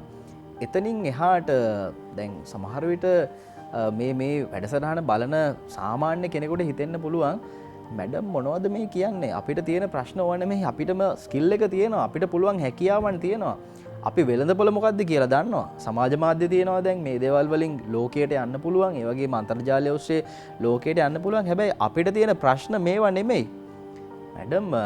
ගියාම බැංකුවකට ලෝන් එකක් දෙන්නේ නැහැ. අපිට හදිසියට ණයක් ඉල්ල ගන්න බෑ. අසල්වැසියෙක්ගෙන් ණයක් ඉල්ල ගත්තාම, කාගෙන් හරි ණයක් ඉල්ල ගත්තාම පොලිය ගෙවන්නනවා මුළු පඩියම. මේවනේ තියෙන ප්‍රශ්න. මේවට කොහොමද යම් ආකාරයක සහයෝගයක් ලබා දෙන්න හැකියාවක් නැද්ද? ඔව්. සමීර ඇත්තටම මේ සමීර කිව්වා කාන්තාව පවුලෙන් එළියට ගන්නවා කියලා. පවුලෙන් එළියට ගන්න හොඳ නැහැ. කාන්තාව පවුල ඇතුළේ ඉන්න ඕනේ. අනිවාර්යයෙන්. පවුල ඇතුළේ ඉඳලා තමයි මේ වැඩේ කරන්න ඕනේ. එතකොට ඔය කියන ප්‍රොබ්ලම්ස් ඔය කියන ප්‍රශ්න ඔක්කොටම උත්තරේ තමයි මම මේ කිව්වේ. ව්‍යවසායකත්වය කියන එක. ඇත්තටම මේ මං ඉස්සලා මේ නැවැත්තුවේ එකක් තමයි මේ ව්‍යවසායකයා කියන එක්කෙනා මේ අවදානම් දරන්න ඕනේ. අවදානම් දරන හැටි. මම ඉස්සලා කිව්වේ එකක් තමයි පැහැදිලි අවබෝධය අරමුණක් තියෙන්න ඕනේ. අරමුණට යන්න ඕනේ සහ ඒ අරමුණට අප්‍රතිහත ධෛර්යයෙන් යන්න ඕනේ. ඒ කියන්නේ පුහුණු වෙන්න ඕනේ. එතකොට අපි ඒක ඉංග්‍රීසි භාෂාවෙන් කියනවා නම් මේ බය නැති වෙන්න නම් right ඕනම කෙනෙක්ට කාන්තාවට ඕනම කෙනෙක්ට තමන්ගේ මේ ගමන යන්න බය නැති වෙන්න ඕනේ. බය නැති අවදානම් ගන්න බය නැති වෙන්න ඕනේ. බය නැති වෙන්න නම් කරුණු දෙකක් තියෙනවා. එකක් තමයි අපි ફોකස් වෙන්න ඕනේ. අරමුණු සහගත වෙන්න ඕනේ. අනිත් එක තමයි පුහුණුව කියන එක. පුහුණුව කියන්නේ බොහොම මේ මහන්සි වෙලා තමන්ගේ අරමුණට යන්න ඕනේ කියන එක. ඊළඟ එක තමයි මේ අපි ලාභයක් මෙතන ගන්නෙ. මේ ලාභය කියන එක තමන්ගේ කොහොමද කළමනාකරණය කරගන්නේ. සමහරුන්ට පුළුවන් ලාභය ගෙදර ගෙනියන්න. ගෙදර ගෙනිච්චට පස්සේ අපි මතක තියාගන්න ඕනේ අපිට රේනි ඩේස් වෙනවා කියලා. අර කූඹි එකතු කරනවානේ මේ වැහි කාලෙට. ඒ වගේ අපිත් එකතු කරන්න ඕනේ. ඊට පස්සේ ලාභය සමහරු ඒක ඇතුළේ ඉන්වෙස්ට් කරන්න පුළුවන්. ඒක ඇතුළට දාන්න පුළුවන්. ඒ දාලා සමාජගත කරන්න පුළුවන් ලාභය. එහෙම අයට අපි කියන සමාජ ව්‍යවසායක කියලා. ඔය එක එක විදිහට ඔක කරන්න පුළුවන්. හරි. දැන් මේ සමීර අහපු ප්‍රශ්නෙට උත්තරේ තමයි අපිට මේ ප්‍රශ්න වලින් ගොඩ එන්න පුළුවන් අපි හරියට මෙන්න මේ ගමන ගියොත්. ව්‍යවසායකත්ව ගමන. මේ ගමන බොහොම සුපැහැදිලිව ධෛර්යය සම්පන්නව මේ ගමන යන්න ඕනේ. ඔය කියන ණය උගුලට උත්තරයක් මෙතන තියෙනවා. ඔය කියන ගෙදර ඉන්න වැඩ කරන ඔය තියෙන ඔය කියපු කාන්තාවන්ට ඔය තියෙන ප්‍රශ්න ඔක්කොටම උත්තරයක් මෙතන තියෙනවා. ඉතින් අපි මෙච්චර කියන්නේ ව්‍යවසායකත්වයේ ගමන යන්න කියලා එතන තමයි ඔය කියන ප්‍රශ්න වලට උත්තර තියෙන්නේ. අපි වගේ ආයතනයක් හා සම්බන්ධ වුණොත් අපිට පුළුවන් ඒගොල්ලන්ට එකක් තමයි උපදේශනය දෙන්න, මාර්ගෝපදේශනය දෙන්න. ඒගොල්ලොත් එක්ක අත අල්ලගෙන මේ ගමන යන්න පුළුවන් යම් තාක් දුරකට ඒගොල්ලෝ ස්ථායී වෙනකම්. අපි අතාරින්නේ නැහැ. ඒගොල්ලන්ට අවශ්‍ය කරන මේ ජාලය සමාජ සබඳතා ජාලය ගොඩනගා දෙන්න අපිට පුළුවන් සහ ඔවුන්ට අවශ්‍ය කරන පෞරුෂයත් ගොඩනගන්න ඕනේ. මොකද මේ පෞරුෂය කියන එක හරි වැදගත්. ඒකත් තියෙන්න ඕනේ. මේ හැම දෙයකටම මේ සහයෝගයක් සහනයක් අපිට ලබා දෙන්න පුළුවන්. ඒ වගේම මම තව චූටි දෙයක් එකතු කරන්නම් සමීර. ඒක තමයි මේ ව්‍යවසායකයෝ කියලා කියනකොට මෙන්න මේ කරුණු තුන මතක තියාගන්න. මේක මට මගේ කල්යාණ මිත්‍රයෙක් ඉන්නවා මේ ප්‍රියංග දසනායක කියලා. එතුමා තමයි බ්‍රැන්ඩික්ස් ටෙක්ස්ටයිල් විද්‍යාලයේ ප්‍රධාන විධායක නිලධාරීතුමා CEO. එතුමා මට මේක අතරම මේ කියලා දුන්නේ එතුමා සහ ඊට අමතරව මම මේක අධ්‍යයනය කළා තමයි මම මේක කියන්නේ අද. මේ කරුණු තුන කතන්දර තුනක් විදිහට මම කියනවා. එතකොට මේක එන්නේ නැපෝලියන් හිල් කියලා පුද්ගලයෙක් ලියලා තියෙනවා Think and Grow Rich කියලා පොතක්. ඒ පොතේ එන උදාහරණ තුනක් තමයි මම මේ කියන්නේ කතන්දර තුනක්. මේක හොඳට මතක තියාගන්න. පළවෙනි එක තමයි 3 feet away from goal කියලා.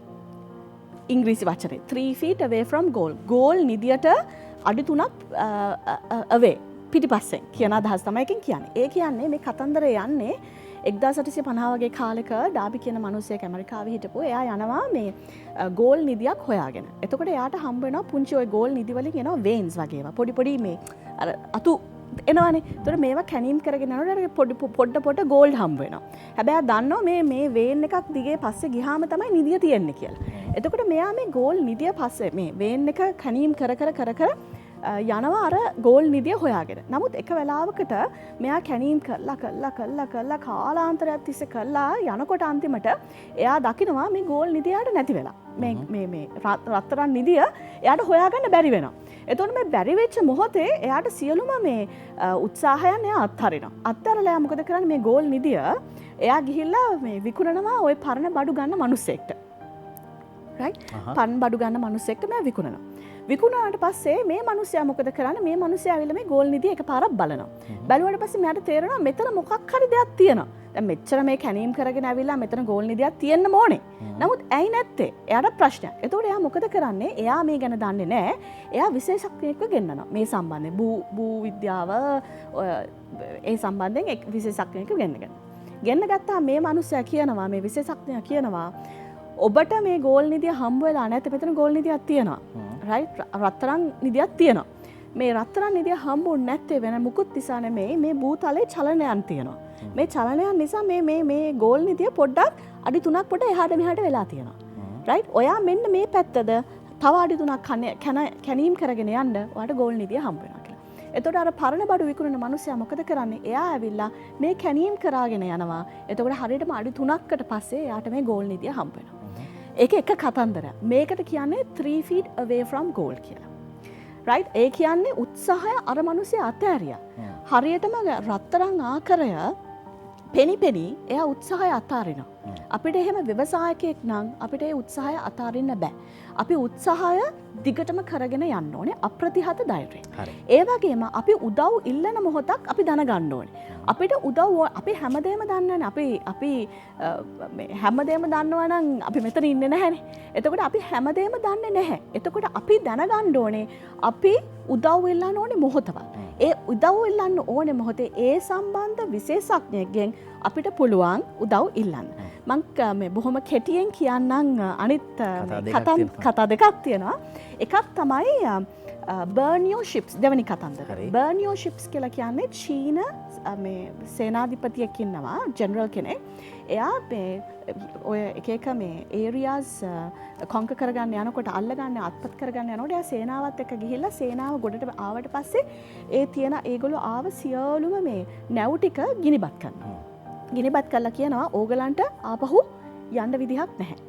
යනවනම් යන්න වෙන්නේ මේ යුද්ධෙ දිනලා මේ බිම මේ අල්ලගත්තට පස්සේ තමයි යන ක්‍රමයක් හිතන්න පුළුවන්. නැතුව යන්න විදිහක් නැහැ. එතකොට එක්කෝ මරණය එක්කෝ සටන. එතකොට අපි ගොඩක් වෙලාවට මේ ව්‍යවසායකයෝ කකුලක් උඩ තියාගෙන තව ඔප්ෂන් එකකට කකුලක් උඩ තියාගෙන තමයි ව්‍යවසායකත්වය කරන්නේ. අම මේක කරනවා මේක හරියගෙන නැත්නම් මේක කරනවා. හරිම ස්ථීර නැහැ. ස්ථීර වෙන්න ඕනේ. තමන්ගේ අරමුණත් එක්ක අපි ස්ථීර වෙන්න ඕනේ. ඒක තමයි මේ කතන්දරෙන් කියන්නේ.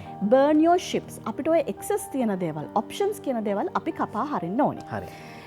තුන්වෙනි කතාව තමයි තෝමස් අල්වා එඩිසන්ගේ හිටියා ව්‍යාපාරික සහායකයෙක්. බිස්නස් පාර්ට්නර් කියන්නේ. ඒ තමයි එඩ්වඩ් සී බාන්ස් කියලා පුද්ගලෙක්. මේ එඩ්වඩ් සී බාන්ස්ට සතයක් අතේ නැතුව හිටියේ. නමුත් එයාට ලොකු ඩ්‍රීම් එකක් තිබ්බා, ලොකු සිහිනයක් තිබ්බා. මම කවදා හරි තෝමස් අල්වා එඩිසන්ගේ බිස්නස් පාර්ට්නර් වෙනවා කියලා. එතකොට එයා සතයක් අතේ නැතුව කෝල් දුම්රියක ගල් අඟුරු ප්‍රවාහනය කරන දුම්රියක තෝමස් අල්වා එඩිසන්ව හොයාගෙන ඇවිල්ලා තෝමස් අල්වා එඩිසන් ළඟ අතුපතු ගාන මිනිස්සෙක් විදිහට වැඩ කරලා එයා කොහොම හරි තෝමස් අල්වා එඩිසන්ගේ විශ්වාසය දිනාගෙන එයා අවස්ථාවක් එනකන් ඉන්නවා. කොහොම හරි ඒ අවස්ථාව එන මොහොතේම ටක් ගාලා ඒ අවස්ථාව අරගෙන එයා තෝමස් අල්වා එඩිසන්ට පෙන්눔 කරනවා එයාට එයාගේ බිස්නස් පාර්ට්නර් වෙන්න පුළුවන් කියලා. ඉතින් තෝමස් අල්වා එඩිසන් කියන්නේ මේ ඉන්වෙන්ටර් කෙනෙක්, මේ නවෝත්පාදකයෙක්. කිසිම නවෝත්පාදනයක් නැතුව, කිසිම සම්පතක් නැතුව, සම්පත් රිසෝසස් අතේ සල්ලි නැතුව, නමුත් ලොකු අරමුණක් විතරයි තිබ්බේ තෝමස් මේ එඩ්වඩ් සී බාන්ස්ට. ඒතර කිසිම දෙයක් අපිට කිසිම දෙයක් නැති වෙන්න පුළුවන් අද. අපි කිසිම දෙයක් නැහැ. බිඳුවේ ඉන්න පුළුවන්. බිඳුවේ හිටියත් අපිට හොඳ අරමුණක් තියෙනවා නම් ඒ අරමුණට අපි ශක්තිමත්ව යනවා නම් අපිට ඔක්කොම බාධක බිඳගෙන මේ ගමන යන්න පුළුවන්. ඉතින් මම කියන්නේ අපිට ඔය තියෙන ප්‍රශ්න සමීර හපු සියලුම ප්‍රශ්න වලට උත්තරයක් තියෙනවා. අපේ ව්‍යවසායකත්වය දියුණු කරන එක, ඒ හරහා අපේ ආර්ථිකය ගොඩනගා ගන්න එක, පවුල ගොඩ නැගුණොත් සමාජය රට ගොඩනගා ගන්න ලේසි. ඒ සඳහා මේ ව්‍යවසායකත්ව මාර්ගයේ යන්න මම කියපු මේ කතන්දර තුන මතක තියාගන්න. හරි. ඒ හරහා තමන්ගේ ඒ ජීවිතය ගොඩනගා ගන්න කියන මැසේජ් එක තමයි පණිවිඩය තමයි මට දෙන්න තියෙන්නේ. ඔබ මේ මොනතරම් දේවල් කිව්වත් මගේ අර හිතේ තාමත් අර ප්‍රශ්නේ තියෙනවා. මේ රටේ ගමට ගියාම දුප්පත් මිනිස්සු ජීවත් වෙන විදිහ අපි දන්නවා. ගිය පාර ජනාධිපති වොලිබෝල් රන් කුසලානේ අනුශූරතාවයේ දිනාගත්තේ මහා උස්වැව මට කණ්ඩායමේ නම මතක නැහැ, සමා වෙන්න ඕනි. අනේක විද ප්‍රශ්න, අලි ප්‍රශ්න, ඒක දරුවෙක්ගේ අම්ම කෙනෙකුට අලියෙක් ගහලා ඔත්පල වෙලා, හැබැයි ජාතික මට්ටමේ තරගයකට ඇවිල්ලා අනුශූරතාවයේ දිනා ගන්නවා. ඉතින් මේ උදවිය සම්බන්ධයෙන් දුනොත් කියන්නේ ව්‍යවසායකයෝ නෙමෙයි, හැබැයි රටට හොඳ ව්‍යවසායකයා, ක්‍රීඩාව කියන්නේ අපි දන්නවා සුශාන්තිකා ජයසිංහ ඔලිම්පික් පදක්කමක් ගේනවා අපේ රටට, ලෝකයට අරන් යනවා රට. මේ වගේ දරුවෝ සම්බන්ධයෙන්ොත් යම් ආකාරයක වැඩපිළිවෙලක් තියෙනවද සංවිධානය තුල? ඔව් ඇත්තටම තියෙනවා. දැන් අපි හිතමු කාන්තාව ගත්තාම මං කිව්ව විදිහට අර ව්‍යවසායකත්වය අපි ගත්තේ එක්තරා පැත්තකින්. තව පැත්තක් තියෙනවා එක බොහොම අපි බොහොම මේ දීර්ඝව කතා කරන ඕනේ පැත්තක් ඉන්ට්‍රප්‍රෙනර්ෂිප් කියන එක. තමන්ට ස්වෝත්සාහයෙන් නමුත් ඒක පඩියකට වෙන්න පුළුවන් වෙනත් ආකාරයක ප්‍රතිලාභයකට වෙන්න පුළුවන් නමුත් ඉන්ට්‍රප්‍රෙනර් කෙනෙක් විදිහට තමන්ව ගොඩනගා ගන්න පුළුවන්. හරි අපිට මේ ගැන දීර්ඝ පැහැදිලි කිරීමකට යන්න වෙලා නැතිවේ කොහොමද සංවිධානය සම්බන්ධ කරගන්නවා නම් කවුරු හරි අපේ තියෙනවා Facebook පිටුවක් තියෙනවා අපිට වෙබ්සයිට් එකක් තියෙනවා සහ ඒකේ අපේ දුරකථන අංක සම්බන්ධ කරලා තියෙනවා මේ හැම ඕනෙම එකකින් අපිත් එක්ක සම්බන්ධ වෙන්න පුළුවන්. එතකොට ඕගොල්ලෝ අපිත් එක්ක සම්බන්ධ වුණොත් අපිට පුළුවන් ඕගලත් එක්ක කතා බහ කරලා මොනවද ඕගලන්ට කරන්න පුළුවන් දේවල් මොනවද අපිට සම්බන්ධ කරලා දෙන්න පුළුවන් විදිහ ආකාරයෙන් අපිට කතා බහ කරලා FB page එකේ නම මොකද්ද? WIF ශ්‍රී ලංකා. WIF ශ්‍රී ලංකා ඔබ ගිහින් බලන්න කාන්තාවක් විදිහට ඉස්සරහට යන්න තියෙනවා නම් ඒ ශක්තිය දෙන්න ඕන් සූදානම්. එහෙනම් බොහොම ස්තුතියි ඔබතුමීට අද වැඩසටහන සම්බන්ධ වීම පිළිබඳව ඔබට හිතවතුනි ජයග්‍රාහී සුබ වාසනාවන්ත සතියන්තයක් ප්‍රාර්ථනා කරනවා. ආයුබෝවන්.